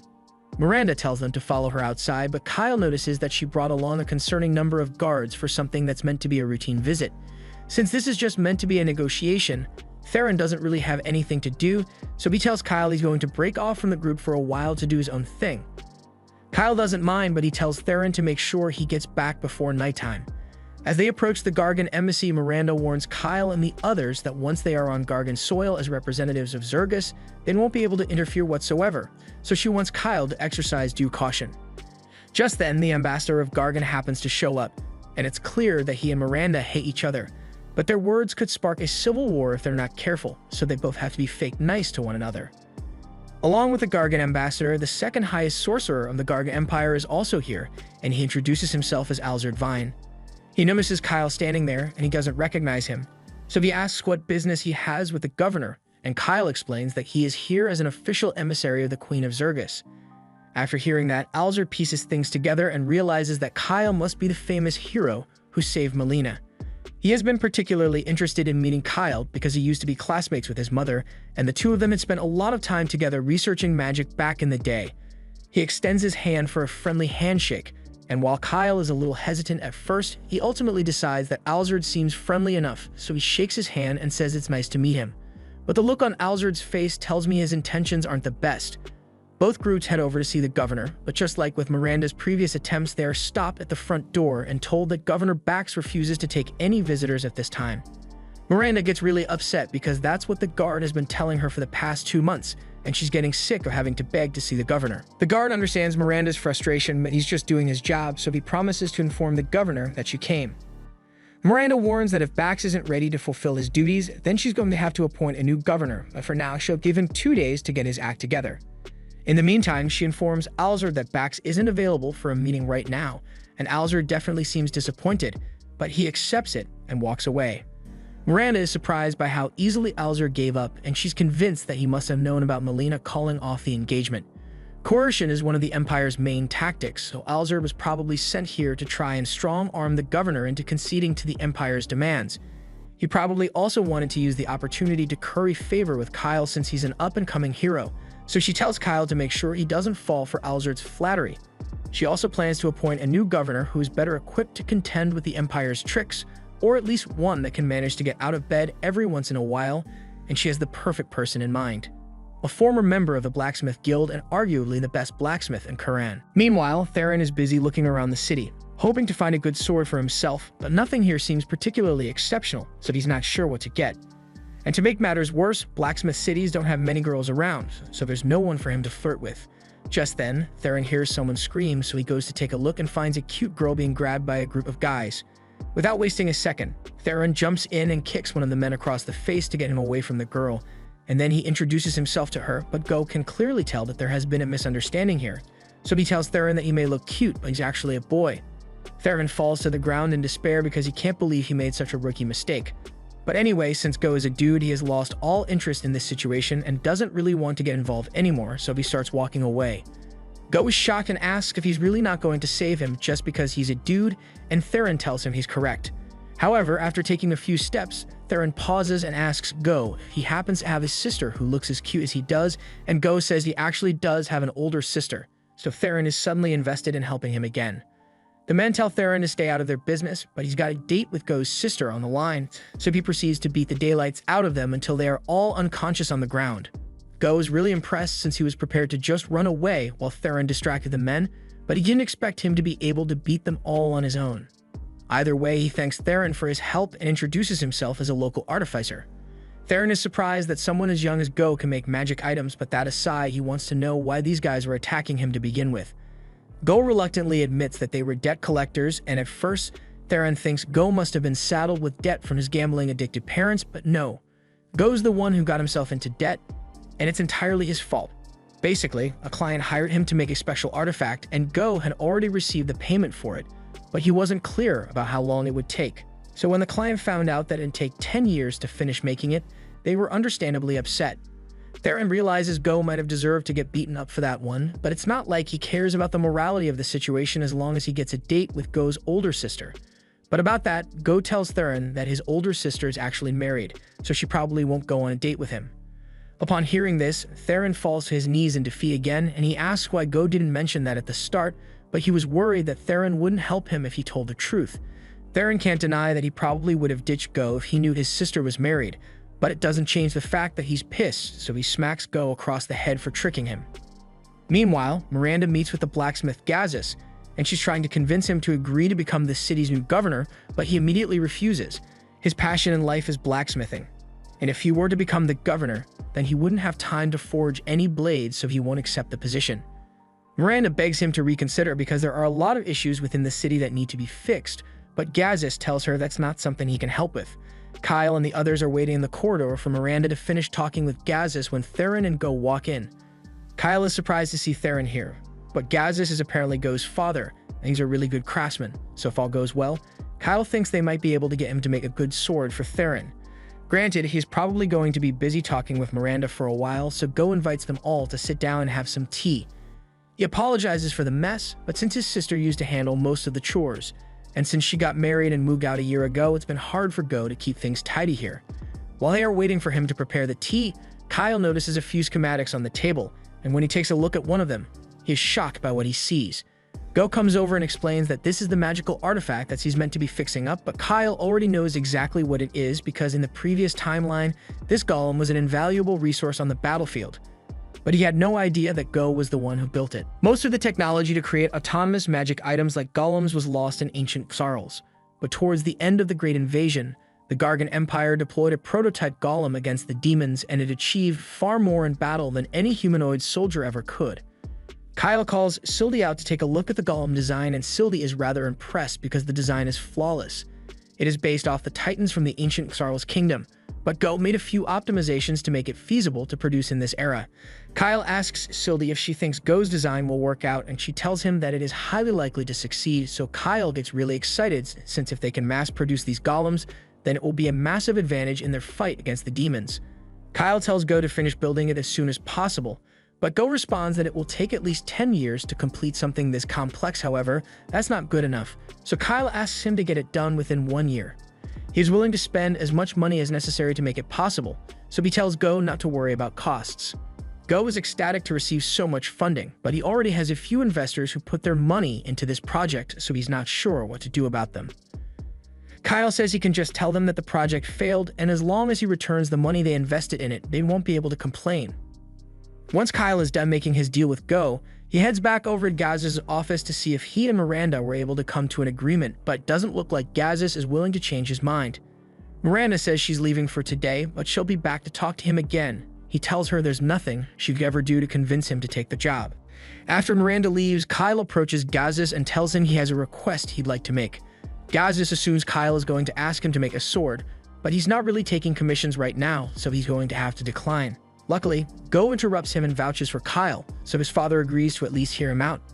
Kyle tells him he is looking for a sword for Theron, since his current one isn't good enough, but Gazis is surprised to hear that since he recognizes the blade as the work of Adios, and there aren't many people capable enough to call a sword like this inadequate. Theron says he'd ideally want a sword similar in quality to the one Kyle has, but when Gazis takes a look at Kyle's sword, he is speechless because even among all the ancient blades from the Carl's kingdom that he has seen, only one other blade is comparable to this, and even then, this one is far better. As much as he hates to say it, he currently isn't capable of creating a sword similar to this one, so he tells Kyle and the others that they are going to have to leave for today. Theron is disappointed that he couldn't find a sword, but Gazis did mention that he has seen something like Sylvie before, so they decide to come back tomorrow to ask him about it. The next morning, Kyle gets a visit from Alzard, but it's not for any official reason. He just wants to have a chat with the son of his old friend. And of course, if Kyle is wary about being alone with him, then he is welcome to invite Miranda and his friends along. He even offers to let Kyle ride one of the wyverns, and Kyle is surprised since the wyvern riding technique is a trade secret of the Gargan Empire, but Alzard doesn't think telling Kyle will be a problem since it was his mother who originally developed the technique. Even though he's a lot older than her, he has always looked up to Kyle's mother because her talent was nothing short of legendary. Later that day, Kyle and Miranda head to the Gargan embassy to take Alzard up on his lunch offer. But as they approach the meeting room, Kyle suddenly feels a familiar chill down his spine, and upon opening the door, he finds Alzard's severed head on a plate with a demon standing over him. Demons control the other half of the continent, and for the past 300 years they haven't launched any attacks, so human nations have more or less let their guard down. Most people wouldn't even be able to recognize a demon at first glance, but Kyle has all the demon characteristics burned into his memory, so he knows what he's talking about. The demon opens her hand to reveal a set of sharp claws, and she immediately charges at Kyle to eliminate all witnesses. But to her surprise, he intentionally sacrifices his arm to block her strike. And then while her claws are stuck, he punches her in the gut with some light magic. The demon is knocked back, winded, and confused because she wasn't expecting to face a human as capable as Kyle here. Kyle laughs and says he could do this all day, but that was a lie. He didn't put on any armor on his way over here. He doesn't have much magic right now, so he can't cast many spells, and he forgot Sylvie at home, so his offensive ability is limited to his hands.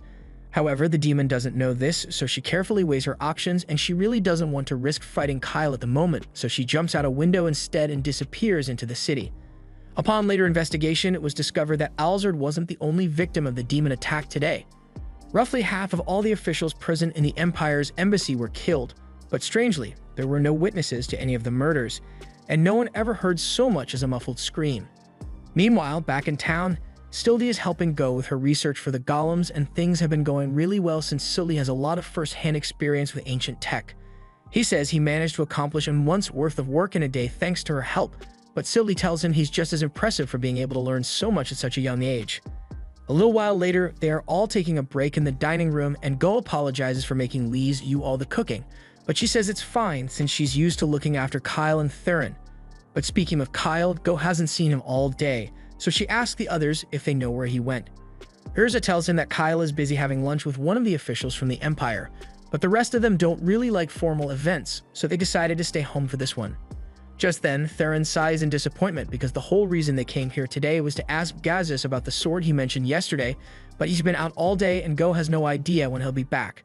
Since they are here anyway, Theron asks Go if he knows anything, so he thinks about it, and he is fairly certain that Gazis was talking about the Holy Sword, Ran when he mentioned a sword as good as Sylvie. The Holy Sword was forged in Kuran 2,000 years ago by a dwarf widely known as the best smith in the land. Legend has it that the hero, Randolph, used the sword to slay the demon king and bring peace to the land, which is how it got its name. From what Go knows, the Holy Sword should be somewhere in the city right now because he remembers his father saying he saw it once. Theron perks up at the new revelation, so he asks if Go knows where he can find it, and he tells him that if the sword really is in Karen, that it's probably in Governor Bax's possession. As soon as Theron hears this, he starts scheming ways to steal the sword from the governor, but when he looks out the window, he suddenly stops and in a serious voice, he asks Go if he has anyone who'd want to hurt him. He can't think of any enemies he'd have aside from the investor he backed out on, but according to Theron, the house is surrounded and all the men are bloodlusted, so they definitely aren't here to chat. He grabs his sword and tells the others he can handle most of them, but there's still a chance that some might make it inside, so it'd be best if they stayed on guard. Go asks if there's anything he can do to help, but since he's not much of a fighter, he'd only get in the way, so Sylvie tells him to come hide with her in the back room. Meanwhile, outside, the assailants all get into position to begin their raid on the house, but as soon as they are about to open the door, Theron knocks it off its hinges and blows one of the attackers away without realizing it. He then turns to the one left standing and cheerfully announces that he will be the one they torture for answers once this whole mess is taken care of, so he's only going to be knocked out for now. As for the rest of them, he hopes they made funeral arrangements in advance. While Theron is busy cutting down the attackers up front, two manage to sneak in through the back of the house, but they are immediately confronted by Lise and Urza. Urza realizes that the attackers are using blades coated in strong poison, so a single scratch would be enough to immobilize either of them. She warns Lise to be careful not to get hit, so she takes a deep breath and proceeds to piece the attacker up like prime Mike Tyson. As for Urza, her guy tries to stab her with a knife, but she uses a water spirit to stop the attack, and then proceeds to drown the guy midair until he loses consciousness. They both went a little overboard, but thankfully, the two guys they knocked out are still alive, so they tie them up and wait for Theron to come back in.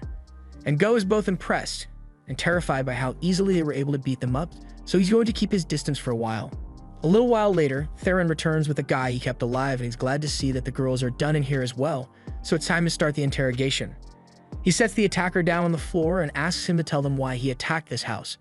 The guy seems reluctant to answer, so Theron warns him that it's in his best interest to spill the beans because the girls behind him are sadistic torture experts. He's totally making this up, but he's too invested to stop now, so he tells the attacker that Lee specializes in turning any household items into a torture device, whether it's knives, forks, or even a ladle. She's also not scared to cut up every inch of your skin, and just when you think it could get any worse, she rubs salt and hot sauce in your wounds. It gets so bad that he'll surely beg for death, but they have tons of healing potions here, so Urza will keep him just on the edge of death to prolong his suffering as much as possible. The guy has been thoroughly traumatized, so when Theron leans in and tells him that as long as he answers their questions truthfully, he won't have to experience any of that agonizing pain, he jumps at the opportunity and starts snitching. He tells them that they were hired to kidnap Go, but Theron isn't fully convinced since the attackers were awfully bloodthirsty for kidnappers. The guy explains that their employer told them that they could kill anyone who got in their way, which is why they were so hostile. Now that Go takes a moment to think about it, he remembers hearing a report about people going missing all over town, so that must have been the work for the attackers. Theron asks the guy what happened to all the other people who got kidnapped, and he swears that he doesn't know anything because their instructions were to take the people to an old abandoned house on the edge of town, and they never hear anything about it after that. Theron realizes that the person behind all this must be really powerful to have covered everything up for so long, so he asks him. The man isn't sure who his employer is, but he has an idea of who it might be. However, before he could say another word, Theron yells for everyone to get down as a huge explosion rips through the walls of the house. Luckily, everyone managed to survive aside from the man, so Lise says she is ready to go out and find the person responsible for the explosion. However, Theron yells for her to stay back. He can sense the person who was behind it, and he has never encountered someone this dangerous before. Sylvie asks him if he's going to chase after them himself, but he's not interested in dying today, so he's going to sit this one out. Sylvie tells him he made the right choice because that explosion was undoubtedly the work of a demon, and he wouldn't stand a chance fighting one alone right now. Later that day, the group meets up with Kyle, and after sharing the details of what happened, they realize the situation is looking quite grim. But aside from the damage the demon's attack caused, Miranda can't ignore the political implications of this. Kyle doesn't have to worry about being accused because he was the first one to fight off the demon, but since only the Empire's embassy was attacked, the Empire is sure to accuse the kingdom of colluding with the demons. Speaking of demons, Lisa knows Kyle saw one with his own eyes. But how can they be sure that a demon was behind the explosion at Go's house? Sylvie explains that such destructive magic is unique to demons because they have large mana reserves and often don't bother refining their spells. If the demons are involved in this somehow, then worst case scenario, Sylvie says they could blow this entire city off the map. Kyle hates demons more than anyone else in this room, but he knows it's too risky to go after them right now, so he says they should focus on confirming whether Governor Bax is truly involved in the recent kidnappings instead. They all turn to Miranda to ask if she knew about the kidnappings as well, and she apologizes for not telling them sooner, but they only recently confirmed that it was happening. She can't deny the possibility that Bax might be behind the kidnappings, but she doesn't understand why he would allow such criminal activity to go on in his city. Just then, a guard bursts into the meeting room and tells everyone that Governor Bax's mansion is on fire. By the time they get there, the entire place is already burnt to the ground, and even an idiot could see that this was no mere coincidence. Theron returns to the group a moment later, and he has been trying to find the holy sword amidst the rubble, but he hasn't had much luck. Similarly, Miranda has been looking for Bax for a while now, but there's no sign of his body here, even though he was supposedly bedridden before the fire started. Lise wonders if the demons were behind this as well, but Kyle doesn't think that's the case. If the demons were using arson as one of their methods, then they would have burnt the embassy down as well, and if the demons aren't behind this, then the most likely culprit is Bax himself. If he were the mastermind behind the kidnappings, then it would make sense that he'd destroy his mansion to get rid of the evidence. In that case, their first step should be to locate Bax so they can interrogate him and find out what's going on. Kyle is impressed by how calm and collected Miranda is even in a situation like this, but it's to be expected from the person who played a vital role in keeping the human armies supplied and informed in the future. Just then, Go happens to show up, and everyone is surprised to see him here since they all said he should wait with the guards for his own safety. Go apologizes for not listening to them, but he heard about the fire and got worried, so he had to come see it for himself. Kyle and the others are surprised that Go would be worried about the governor, but that's not why he's here. Earlier today, Bax summoned Gazis to his mansion, and Go hasn't seen his dad since then, so he is concerned that he might have been in there when the fire was started. The others are shocked to hear that and come to the conclusion that Bax must have targeted Gazis because he was a candidate to become the next governor. But as soon as those words are said, Miranda has a mental breakdown and falls to her knees because it's all her fault. Gazis kept telling her he didn't want to be the next governor, but she kept trying to force the role on him, and now he might be dead because of her. Kyle understands why Miranda would be upset about this, but he wouldn't have expected her to be so distraught over Gazis' disappearance. Just then, he has a flashback to a time when he and Miranda were drinking together, and she told him all about how she once had a lover whom she cared about deeply, but due to her selfish actions, she ended up getting him killed, and he realizes that the lover she mentioned must have been Gazis. A little while later, Kyle is looking after Miranda, and based on what she told him that night, this must be the incident she was talking about. If that's the case, then Gazis really is going to die if nothing is done, so Kyle thinks back to see if he can recall any useful information. On that night, after Miranda had drank herself into a coma, Kyle was taking her back to her room when he heard her mention how she wishes she had found the secret underground passage sooner, because then she might have been able to save Gazis. And that's all the information Kyle needed to hear, so he gets his gear ready and tells everyone he's heading back to Bax's mansion to investigate something. And they all agree to tag along. On the way there, Theron asks Kyle if he's really sure there's a secret passage, and Kyle assures him that it definitely exists, even if he doesn't know exactly where it is. Urza asks Kyle why he asked for her help specifically, so Kyle explains that he wants her to help move the rubble so they can look for the entrance. Urza stops in her tracks and asks Kyle to repeat himself, because there's no way she just heard him say he wants her to use her magic to search through this massive lot for a passage that may or may not exist. Kyle tells her that's exactly what he wants her to do, and in case she's worried about running out of magic power, he's got that covered. Urza is doing her best to avoid punching Kyle, so she asks him if he has ever used one of those mana potions before, and Kyle says he is well aware of everything the potion does. It is extremely effective at restoring a user's mana, but it also tastes like absolute dog crap, so he understands why Urza wouldn't want to constantly chug these to replenish her mana. But even so, he pleads with her to do it because it's the only way they'll find Gazis in time. Lise and Theron also ask Urza to reconsider, and it's hard for her to say no with everyone sincerely asking her, so she puts the sanctity of her taste buds aside, grabs the box of potions, and stomps off to start looking through the rubble. Once she's gone, Kyle turns to Theron and asks him if he's sure that the demon that attacked Go's house was male. Theron admits he was only able to catch a glimpse of the demon as it was leaving, but he knows the difference between a girl's butt and a man's butt, and that was definitely a man. And since the demon Kyle encountered at the embassy was female, it means that right now there are at least 2 demons present in Quran. Late into the night, Urza is still drinking those awful-tasting potions while her gnome moves the rubble around, and she feels like she's going to puke. All her effort turns out to be worth it because the gnome eventually finds something, and upon further inspection, the group realizes it's a hidden trap door, so this must be the entrance to that secret passage Kyle talked about. They all head in, and Kyle warns everyone to be on guard because there could be demons in here. Theron mentions that even though it was his first time encountering a demon, he could tell that it was incredibly strong. It might even be as strong as his mom, and that woman is terrifying when she's mad. Kyle tells him that demons are individually stronger than humans when it comes to physical abilities, so comparing them to a monster like Theron's mother is accurate, but don't let Layla find out that he said that because she'd beat the shit out of him for it. Urza thinks it's impressive that Kyle knows so much about demons, but he says demons are simply dangerous enough to require this level of caution. In fact, considering Urza's current condition after using so much mana, he personally thinks she and Leech shouldn't be coming along, but as soon as he says this, they get all up in his face and say they refuse to go back. Especially Urza because she had to drink tons of that awful potion for this, so she's seeing it through to the end.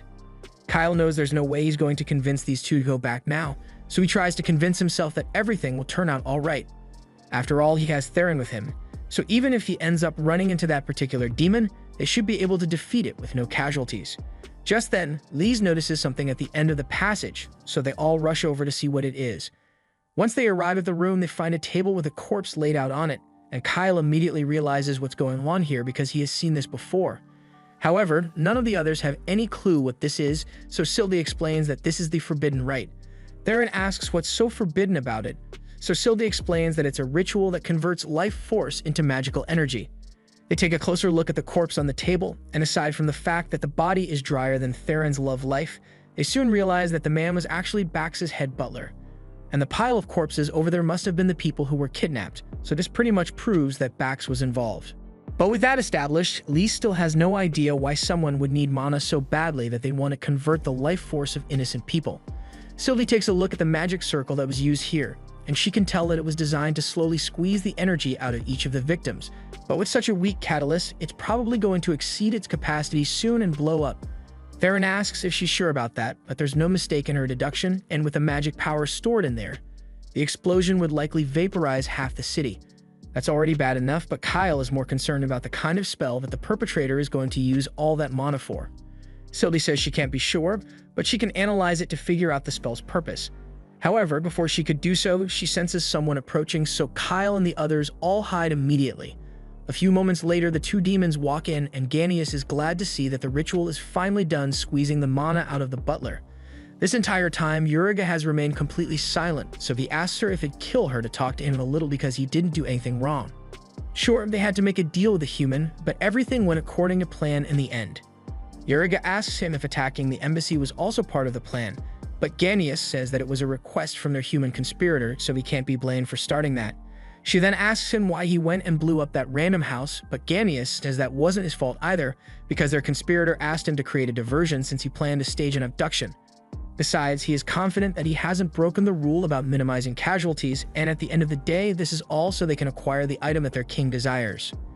Uriga understands that, but it still frustrates her that they are forced to work with lowly humans like this. After that, Ganius and Uriga leave the room, so Kyle and the others breathe a sigh of relief because they weren't caught. Sylvie thinks it's strange that the demons were ordered to minimize casualties, because she's never heard of a demon king wanting to spare humans before. Either way, Kyle says it's good that they were able to gather valuable intel like this, so now the only thing left to do is find Bax and Gazis. They head deeper into the cave, and before long, they locate a room with a surprisingly large amount of nice furniture. And over by one of the chairs, they find Gazis tied up on the ground. They all rush over to check on him, and they are glad to see that he is alive, but they wonder who could have done this to him. Just then, they hear an old man's voice, demanding to know who they are and how they got in here. The man in question is Governor Bax, and when he realizes that Kyle and the others are the emissaries from Zergus, he starts yelling that he will protect Karen from the Empire and the Kingdom at all costs. The group has no idea what he means by protects, since this man has been kidnapping and draining the residents of Karen all their life force. Bax refuses to tell them the reason he is doing all this, but just then, Gazis speaks up and informs everyone that the ore vein underneath Karen is about to be depleted, and once it's gone, Karan will lose everything. All the jobs will evaporate overnight, all the skilled craftsmen will go elsewhere, and eventually, the city will probably be invaded. Bax wanted to prevent that from happening, and Gazis was willing to help at first, but then Bax started talking about sacrifices, and it all went downhill from there. Sylvie takes one look at Bax, and she can tell that he is terminally ill. In fact, it'd be a miracle if he lived to see the next month in his current condition, and Kyle assumes the demons must have taken advantage of his vulnerability to trick him into making a deal with them. However, just then, Ganius emerges from the shadows and says he didn't trick anyone, they simply made a deal. Kyle asks what he means by a deal, and Ganius has no reason to answer him, but he does love a good monologue, so he decides to explain. The city of Karen was originally founded when the ore veins were consolidated into the mountain using magic, so it stands to reason that more ores could be brought up using the same kind of magic. That must be what the Forbidden Rite was for, but there's no way the demons would have agreed to do something like that without getting something in return, and Ganius doesn't hesitate to reveal that what he's after is the Holy Sword. It was the weapon used to kill the former Demon King, so the current Demon King wants to claim it for themselves. Kyle realizes he can squeeze a lot of juicy info from Ganius if he plays along, so he acts like he had no idea that the Holy Sword was even in Quran to fuel Ganius' ego and keep the monologue going. He then proceeds to talk about how he was originally sent out on a simple reconnaissance mission. But then he learned about the Holy Sword's presence in Quran and the worries of the governor, so he simply came to him with a proposition, and Bax was so desperate that he accepted immediately. Kyle feeds his ego even more by acting shocked and calling him an evil genius. But before Ganius could spill any more secrets, Uriga shows up and tells him to shut his big mouth already. Kyle realizes he's not going to get any more information out of Ganius now that Uriga is here, so he draws his sword and says he's going to take them down. Ganius realizes he may have said too much, but it's not like it matters much since all he needs to do is kill all of them. Uriga tries stopping him since the Demon King explicitly gave orders to avoid killing humans excessively, but Ganius reminds her these humans already know about their existence in the city, which wasn't entirely his fault by the way, so the only way to keep their mission secret is to kill everyone here. Upon hearing this, Bax begins to panic and asks about the deal they had. He had promised to give them the Holy Sword if they used magic to restore Karen's minds, but Kyle tells him to stop being so naive because there's no way demons would ever truly honor a deal made with a human. Ganius sneers and says he was totally going to use Earth transformation magic to restore Karen's minds, but given the fact that the catalyst is overloaded, it would probably end up destroying the entire city. However, it's not like he cares about what happens to the city. Bax can't believe what he just heard since he put so much effort into this plan, but his outburst isn't going to help the situation, so Theron knocks him out and asks Gazas to take care of him. Ganius asks Uriga to handle Lys and Urza, while he will handle Kyle and Theron, but when Kyle readies his sword for the fight, Theron says he actually has something else he needs to take care of, so Kyle is on his own here. As for Urza and Lys, Uriga tells them that if they turn around and leave right now, then she will let them go. They both think it's some kind of trap, but Uriga is dead serious because she still has orders to minimize human casualties. Even so, Lys and Urza can't just back down now, so they both attack Uriga, but they are getting absolutely manhandled. Sylvie asks Theron if he's not going to help those two, but he says they should be fine since he can tell that Uriga isn't taking the fight seriously, so she probably won't kill them. If anything, this will be great combat training for Urza and Lys, but that aside, Theron says he wants Sylvie to take a look at this cue for him. He swiped it from Bax earlier, and just as he suspected, Sylvie confirms that it's a magical crystal used to conceal an item's presence. He also happened to notice that Bax was looking in a particular direction when the Holy Sword was mentioned, so he destroys the crystal, and sure enough, without its concealing effect, Theron is able to sense something being hidden over there, so he goes to check it out. While he's doing that, Kyle is fighting for his life against Ganius because the sheer volume of magic power he possesses is difficult to deal with. On top of that, he can also cast spells without an incantation, making it difficult for Kyle to keep up with him. But he's going to have to hold out until Theron is done with his search. Theron walks up to the illusion and finds a small box, so he slashes at it with his sword, shattering his sword, but in the process, revealing the Holy Sword hidden underneath. And now that Theron has the Holy Sword in his possession, he can finally join the fight. Hearing that the Holy Sword was found gets Ganius and Uriga's attention, and that brief distraction was more than enough time for Kyle to close the distance before Ganius realized what was happening. Lys and Urza also want to take advantage of the opening, so Urza launched a blast of fire at Uriga, and while she was blocking the flames, Lys managed to get in close. Unfortunately, Uriga managed to duck the cross, but it's still connected, so Lys and Urza are feeling a lot better about their chances of beating Uriga. Uriga is annoyed by the fact that Lys and Urza actually landed a hit, so she tells them they are going to regret this.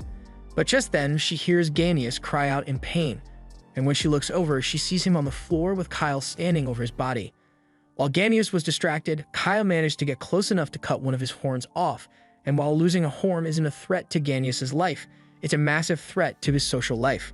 Kyle knows that horns are a huge status symbol among the demons, and being hornless will have you looked down upon and called every slur possible in the demon dictionary, so Ganius can afford to let Kyle smash it. Just then, Theron returns to the group with the Holy Sword in hand, and Uriga demands that he hand it over. But why the hell would Theron do that? The sword is awesome. The situation is growing pretty tense, so Kyle speaks up and says he has a suggestion to make.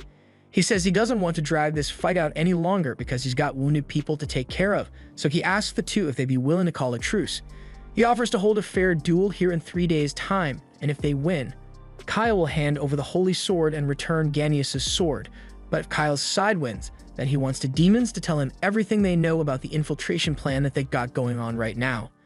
Ganius and anirecap don't like the idea of agreeing to Kyle's terms, but there's no guarantee that they'd win the battle if they continued fighting, plus Ganius still needs to get his horn back, so he agrees to Kyle's terms. He then blows a hole in the wall so he and anirecap can leave, and they tell Kyle that they'll be back in 3 days, so he had better be here for the duel. Now that the battle is finally over, they carry Gazis and Bax out of the caves and head back into town to meet up with Go and Miranda. And as soon as Miranda spots Gazis, she runs over to him with tears of joy in her eyes because she never would have forgiven herself if he ended up dead. As much as Kyle doesn't want to interrupt the touching reunion, he has a few questions, so he asks if they could have a brief chat. Once everyone is inside, they see Bax up in a bed, and in spite of everything the man has done, Gazis doesn't think he's a bad person. He just wanted to secure the future of Karan and was willing to go to extreme lengths to do so. Gazis first learned about Bax abducting people about a month ago, and he desperately tried to convince him to stop, but Bax refused to listen to reason, and Gazis couldn't use any forceful methods to stop him either since Bax was still the governor at the time. To make matters worse, Bax even threatened to kill Miranda and Go if Gazis interfered in the plan in any way, and he didn't want to drag them into it, so he just kept his distance after that. Speaking of things Bax did, Gazis recalls that Theron said he found the holy sword that Bax hid, so he's about to ask for it to be returned, but Kyle cuts him off and says Theron is going to keep the sword. Gazis is speechless at first, but he argues that the holy sword is a national treasure that belongs to Karan, so Theron can't just take it for himself. Kyle admits that he has a good point, but here's Kyle's counter-argument. I just saved your life. In fact, if you think about it, Kyle also saved Miranda when Eureka attacked the Empire's embassy a few days ago. And Theron protected Go when Ganius blew up the house, so together, they saved Gazis and the two people he cares about the most, so he kind of owes them. But in case Gazis still isn't willing to give up the holy sword, Kyle came prepared to bribe him for it. This is a clump of pure mithril, and this stuff is really hard to find, so it has been a while since Gazis got the chance to work with some. Kyle happens to have a boatload of this stuff in Sildi's vault, so he says he is willing to provide as much as Gazis wants. Who knows, he might eventually be able to create a blade that's better than the holy sword, so surely a single sword going missing wouldn't be a big deal.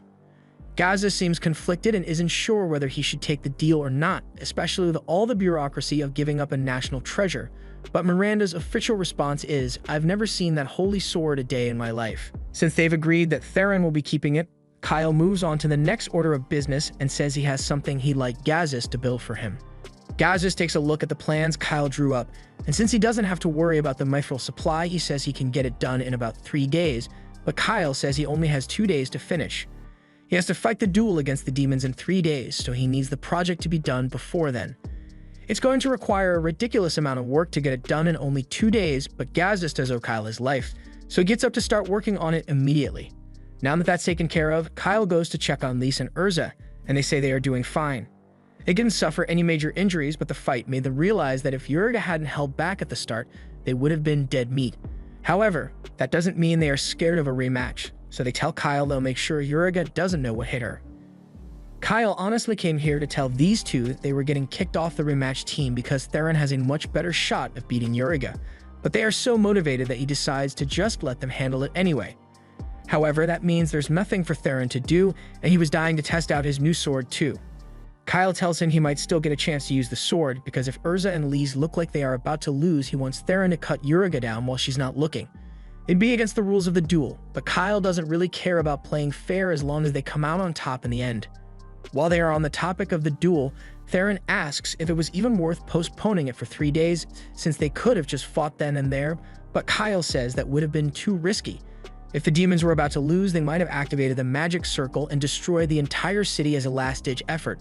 But the 3-day time frame also bought him enough time to get a secret weapon made to ensure their victory in the duel. But before the duel begins, Kyle is going to do something about the ticking time bomb underneath the city, so he heads back down into the caves with Sildi to deal with it. The magic catalyst is on the verge of exploding, so it'd be really dangerous to leave it as it is, but there's an easy fix since Sildi says she can just release all the energy slowly to avoid an explosion. That would definitely solve their problems, but Kyle thinks it'd be a shame to waste all that energy, So he asks her if she can transfer it into the dragon heart he has with him. Sylvie thinks that's a great idea, but it will take 3 days for all the energy to be transferred, so it's going to be cutting it close. Kyle says that's fine and steps outside the magic circle, so Sylvie can begin the energy transfer spell, but just out of curiosity, he asks her if the spell Bax wanted to perform with this energy would have actually replenished Karen's mineral reserves. Sylvie tells him it would have made no difference because there's no mithril left in this area for the spell to collect, and even if there were, forcing it to the surface all at once would have destroyed the city regardless. Over the next 3 days, Lys and Urza train together to prepare for their rematch against Uriga. Theron takes several naps since he's not concerned about fighting, and Kyle waits for Gazis to finish crafting his secret weapon. Eventually, the day of the duel arrives, and Theron is still just as relaxed as he was before, so much so that Sylvie is starting to get annoyed by all his snoring. Kyle tells her it's actually a good thing that Theron is so calm because it means he is confident that they'll be able to win against the demons.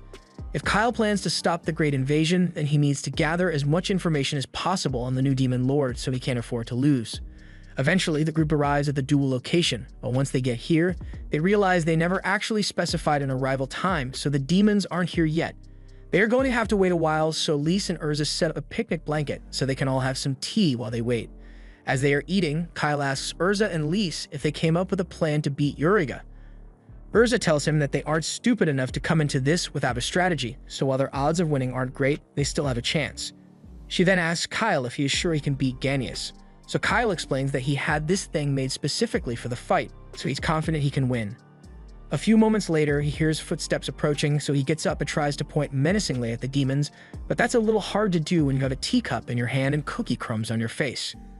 The others clean up the mess from their picnic, and once they are ready, Kyle says it's time for them to settle this. But before they start, Kyle suggests he and Ganius take their fight elsewhere since this room isn't big enough to host 2 duels at the same time. Ganius has no objections, but Uriga asks him if he really thinks this is a good idea since she won't be able to help him if things go poorly in his duel against Kyle. However, Ganius is confident that he'd never lose to a human in a fair fight, so he tells Uriga that there's nothing to worry about. With that settled, Kyle and Ganius leave to find a new battleground, but Theron is surprised that Sylvie isn't going with him. She tells Theron that her job is to inform Kyle immediately if anything goes wrong here. Normally, she'd have to stay near her sword, but as long as she can maintain the mana supply from it, it doesn't make a difference whether her body is nearby or not. Uriga asks the group if they are finally ready to begin and assumes Theron is the one who will be facing her since he's clearly the strongest here, but he says he's actually just here to watch. And if Uriga managed to beat Lys and Urza, he says he will hand over the Holy Sword without a fight. Uriga honestly doesn't want to fight, but if it's for the Holy Sword, she has no choice. She also understands that Lys and Urza are decently powerful, so she won't make the same mistake as last time. She's going all out from the start. A strong gust of wind is felt as Uriga unleashes her power, and she warns the girls that if they don't want to die, they had better surrender soon. Sylvie says this is bad because Lys and Urza's plan was centered around Uriga not taking them seriously, but Theron still thinks those two will be fine as long as they don't let their guard down. Uriga charges forward and unleashes a flurry of punches so fast that Lys is barely able to block them in time. Urza tries to step in to help her by summoning a fire spirit, however, Uriga easily sidesteps the blaze, so Lys gets caught in the crossfire and has to hide behind a pillar to avoid getting scorched. Uriga then goes after Urza, and even though Urza summons an earth spirit to protect herself, it's still not enough to stop Uriga's onslaught attacks. The difference in power here is clear, so Sylvie asks why Theron isn't jumping in to help, but he says the situation isn't actually that bad. Sure, Uriga is a lot stronger than they anticipated, but that doesn't mean she's unbeatable. Uriga charges at them again, so Urza orders the golem to stand in her way. Uriga tells them that a single golem won't be enough to stop her, but they never intended to use it to block Uriga's attack. Lys runs up and punches a hole straight through the golem, striking Uriga in the chest, and while she's winded, Lys follows it up with another devastating blow, leaving her even more staggered than she was before. Meanwhile, Kyle and Ganius have finally arrived at their new battle location, so it's time for them to begin their duel. Back with Lys and Urza, Uriga refuses to let that punch slide, so she charges at Lys and tries to poke her eyes out, but instead she gets folded again, and Urza finishes things off with a full power blast from her fire spirit. Not even a demon would be able to survive a blast like that, so the two high-five each other, and Urza tells her spirits they can rest now. Theron is impressed that the girls were able to do so well against Uriga without his help, but Sylvie is disappointed because the girls clearly aren't familiar with the concept of double tapping. As they are triumphantly walking away, a silhouette suddenly appears in the flames, so as they turn around, they find Uriga standing there in perfect health, and she looks pissed. She points at Lise and demands to know how she managed to dodge her attacks earlier since Uriga knows her speed stats should be way higher than Lise's. But to be honest, Uriga kind of just uses the same moves over and over, so it was pretty easy for Lise to memorize her attack pattern. As a matter of fact, it feels like Uriga has never been in a proper fight with her life on the line before, so when they do something unexpected, she reacts poorly and leaves herself wide open. They honestly think Uriga was better off holding back because that forced her to be a little more creative with her attacks, but that's a hard pill for Uriga to swallow. She pouts over having her fighting style criticized so much, but then she thinks about it for a moment and realizes those two are actually right. Lise and Urza are glad she understands their point, so they ask her if she's ready to continue their battle now, but to their surprise, Uriga actually says she gives up. Theron and Sildi are just as stunned and think Uriga might be trying to trick them, but no, she's genuinely surrendering.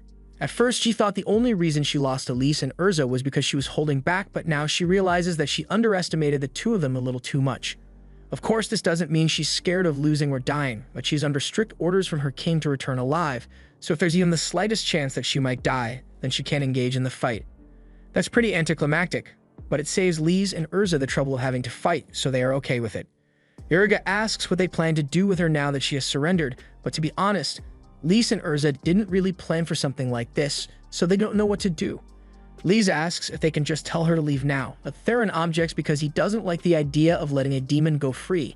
Lise understands why he feel that way, but she feel kind of bad killing an opponent who already surrendered. Just then, Urza recalls that Kyle had planned to ask about information regarding the demon's infiltration into the human nations, so they tell Uriga to spill everything she knows about that. But there really isn't much to talk about. As far as Uriga knows, she and Ganius were the only demons ordered to go to the human nation. Of course, some other demons might have crossed the border of their own free will, but Uriga has no way of confirming that. She asks if there's anything else she can do for them, but Lise and Urza are all out of ideas, so Uriga suggests some Rule 34 options and Lise and Urza instantly freeze up in embarrassment.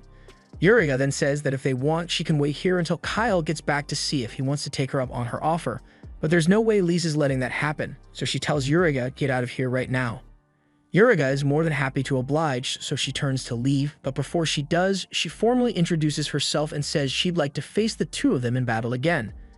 Lise is a bit surprised because she didn't think a demon would be so polite, and Sildi agrees because back in her day it would have been unthinkable for a demon to surrender to a human, let alone speak to them with respect.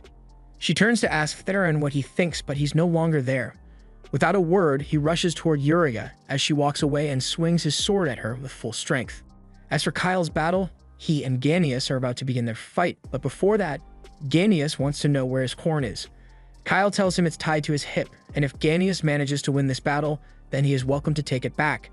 Ganius is relieved that Kyle is holding up his end of the bargain, so he says he is ready to begin, and they both get ready to attack.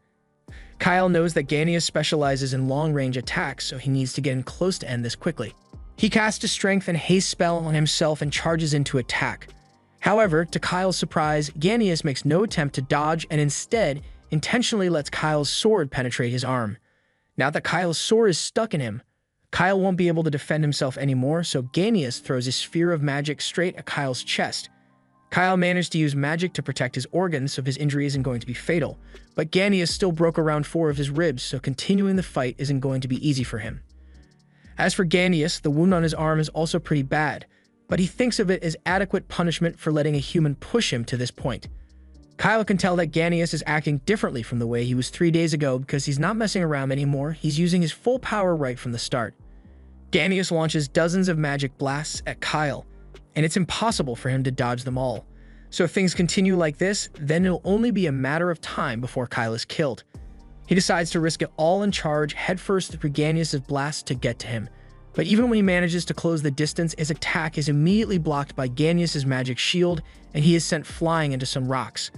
Kyle realizes that he's actually losing here, so all notions of fair play go out the window, and he resorts to blackmailing Ganius with his horn to get him to stay away.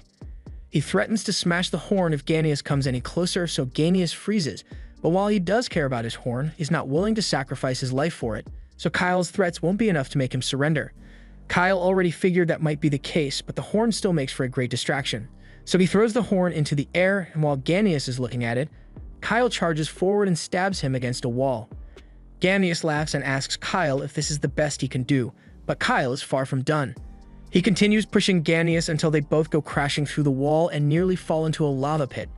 Ganius manages to knock Kyle away with more of his mana blasts, and he applauds him for lasting this long, but he was always doomed to fail because the difference in strength between humans and demons is simply too great.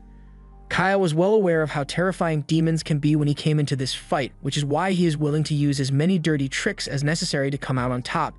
He reaches into his bag and throws a glass bottle at Ganius, completely covering him in some white sticky goo.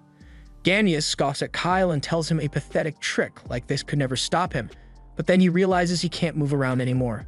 The goo Kyle threw onto him was a special glue that Go came up with, and once it sticks to something, it can never be undone.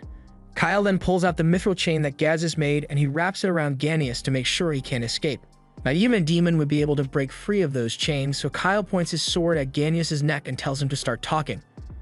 First, he wants to know if it is true that the current demon lord doesn't want conflict with the humans, and as much as Ganius hates to admit it, Riza, the daughter of the former demon lord, is the current ruler of the demons, and she really doesn't plan on fighting the humans for any reason. In fact, the only reason he and Uriga were sent out on this infiltration mission was due to the insistence of the pro-war faction of the demon army, but Riza gave them the order to minimize human casualties as much as possible.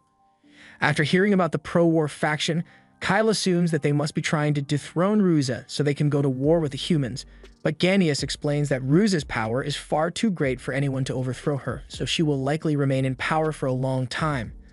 Kyle finds it all interesting, but he has one final question to ask, and he tells Ganius to think about his answer very carefully before speaking.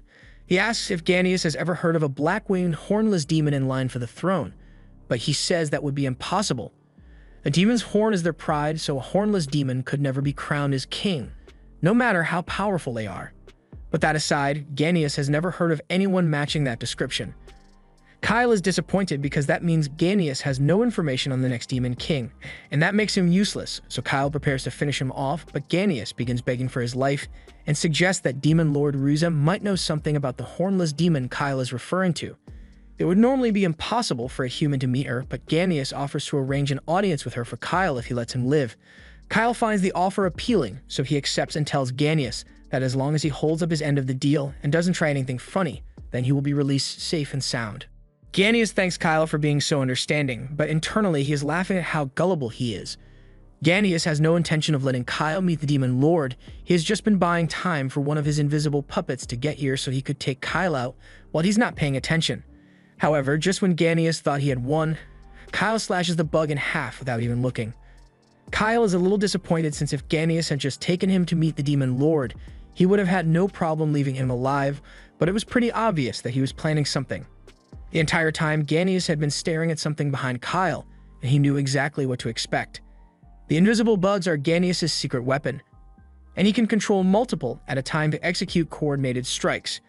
Ganius can't believe Kyle knows about his ability, but this isn't Kyle's first time meeting him. Ganius gave him a lot of trouble when they fought in the future, but for some reason, Ganius is a lot different from what Kyle remembers.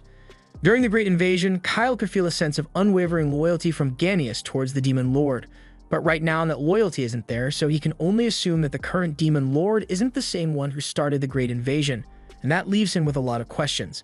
That said, Kyle has no interest in keeping Ganius alive any longer, so he kicks him into the magma and watches as his body burns. Demons are really resilient, so it will take a while for Ganius to actually die from the magma, but every moment will be excruciatingly painful, and after everything Ganius did to Kyle's friends in his past life, Kyle doesn't feel even the slightest bit of sympathy for him. Ganius' eyes begin to melt as he curses Kyle's existence, and this reminds Kyle of the last time he defeated Ganius. Ganius killed a lot of the people he cared about, but after he was finally captured, he gave up the location of the Demon Lord's castle, and that's what allowed Kyle and the remaining survivors to launch their final attack. He's a little bit grateful for that, so he tells Ganius he will let him go free once the chains melt, but then again, those chains are made of mithril, so that probably isn't going to happen anytime soon. Ganius eventually succumbs to the magma and sinks to the bottom as his body melts away, so Kyle walks away satisfied, knowing that he has just taken care of one of the major threats to his future. After getting back to town, Theron has been training with the Holy Sword non-stop, and he can't wait to finally use it in combat since he never got to fight the demons. But speaking of those demons, Kyle asks him what he thought of them. Theron admits that initially he was terrified because of all the stories he'd heard about demons being horrific monsters, but while they definitely were powerful, they weren't anywhere near as scary as he thought they would be. Kyle was thinking the same thing since Uriga was really civil during their interaction. That's probably why Theron ended up deciding to let her go back then. Even though Kyle specifically told him to kill her, she didn't pose a direct threat. A few moments later, Lise and Urza join Kyle and Theron outside, and Kyle asks how they are feeling. So Lise tells him that they both got checked out by a doctor, and they don't have any major injuries. Kyle is glad to hear that and says they did a good job fighting Uriga, and Lise and Urza are both so happy to hear that they don't know what to say, but seeing this is really getting on Theron's nerves because men like Theron die of thirst, while men like Kyle get to drown. Later that day, Kyle and Sylvie head over to Gazis' house, and he is greeted by Go at the front of the house. Go tells Kyle that Gazis is waiting in his office for him, but as they are about to head in, he stops Sylvie because he has something he'd like to discuss with her. Kyle heads into Gazis' office, and Gazis seems to be doing a lot better than he was before, especially considering the fact that he had to work overtime for a couple of days to get Kyle's chain ready in time for his battle. Gazis heard that Kyle and the others will be leaving today, and he has a little parting gift he'd like them to have. He then pulls out two sheaths, one being for Kyle's sword and the other being for Theron's holy sword. Kyle really appreciates it, especially since until now, he had just been wrapping Sylvie in a cloth when he travels, and he's sure Sylvie will love it as well since the sheaths are made of mithril. Meanwhile, outside, Sylvie asks Go what it is he wanted to discuss with her, so he says he'd like her to stay here with him forever. Sylvie is flattered by his request, but she tells him she can't do that right now because she still has a mission to complete.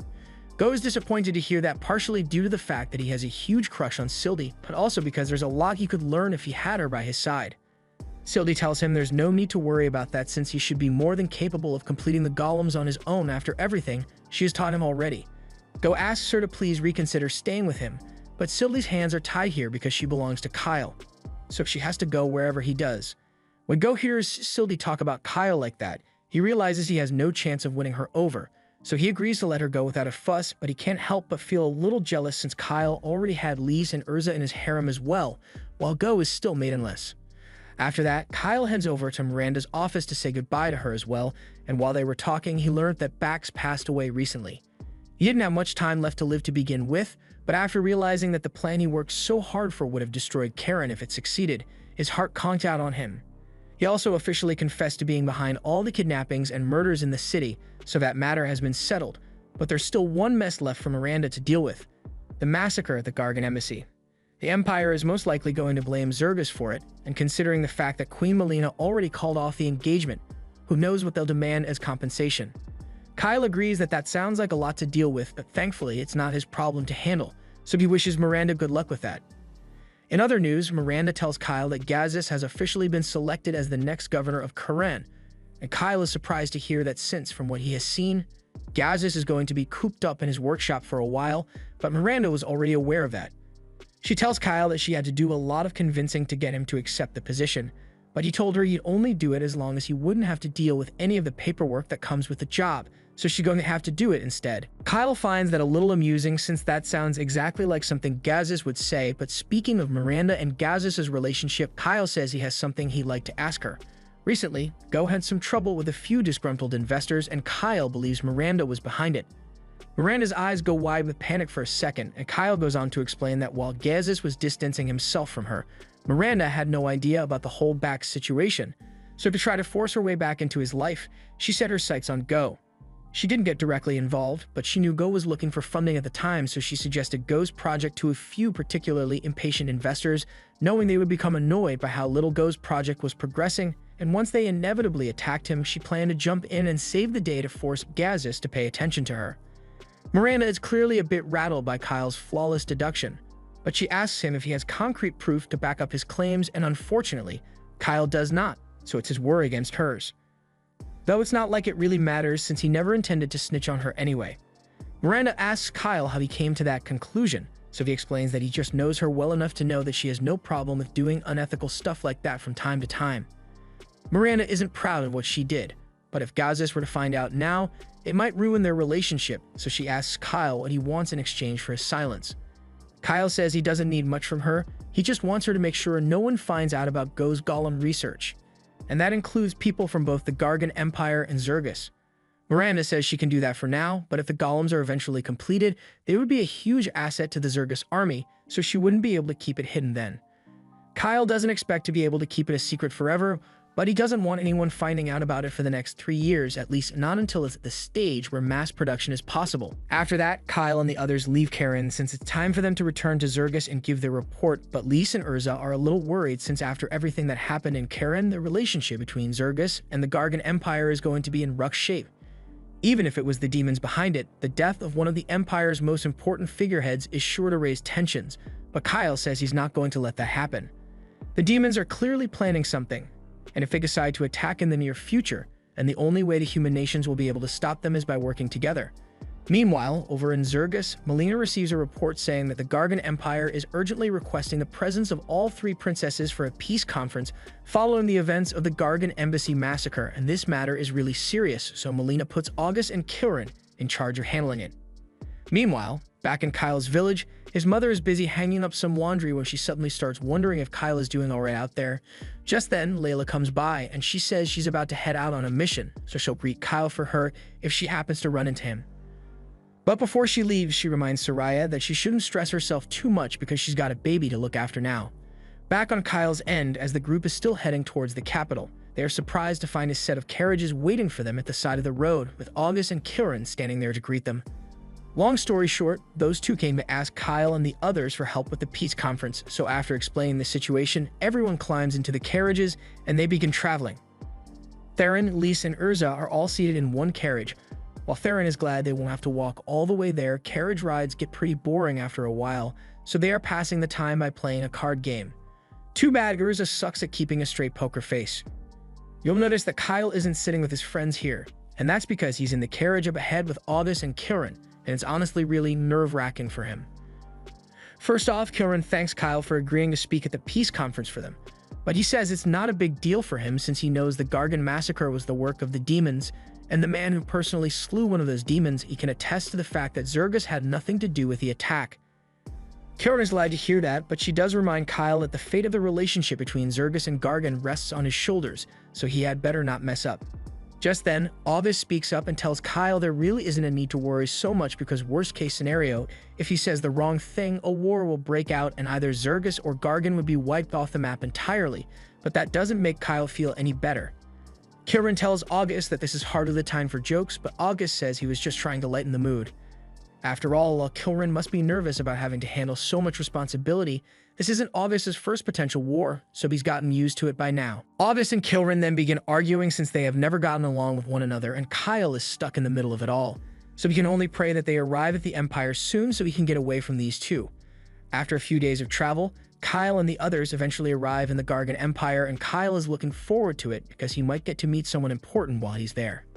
Meanwhile, in the Gargan Castle, the royal family is discussing the massacre at the Gargan Embassy, and even though Zergus told them that it was the work of the demons, they find it hard to believe since demons haven't been seen for over 300 years.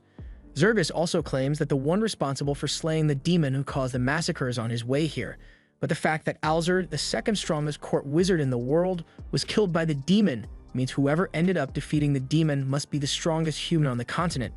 The other two think this is a blatant attempt from Zergus to try and undermine the Empire's authority, but the youngest miser doesn't seem too bothered by it.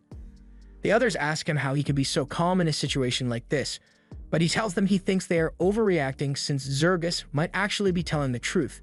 After all, he's been hearing rumors that a hero has appeared, so it's possible that this hero is the one who killed the demon. The others ask Miser if he has any proof of this, but he says it's just a hunch. However, Miser's hunches always end up being right, so his word is good enough for them. Later that night, Kyle and the others arrive at the Gargan capital and are invited to a banquet at the castle. As the party progresses, Theron actually manages to find a girl who likes him, and Kyle heads outside to take a little break.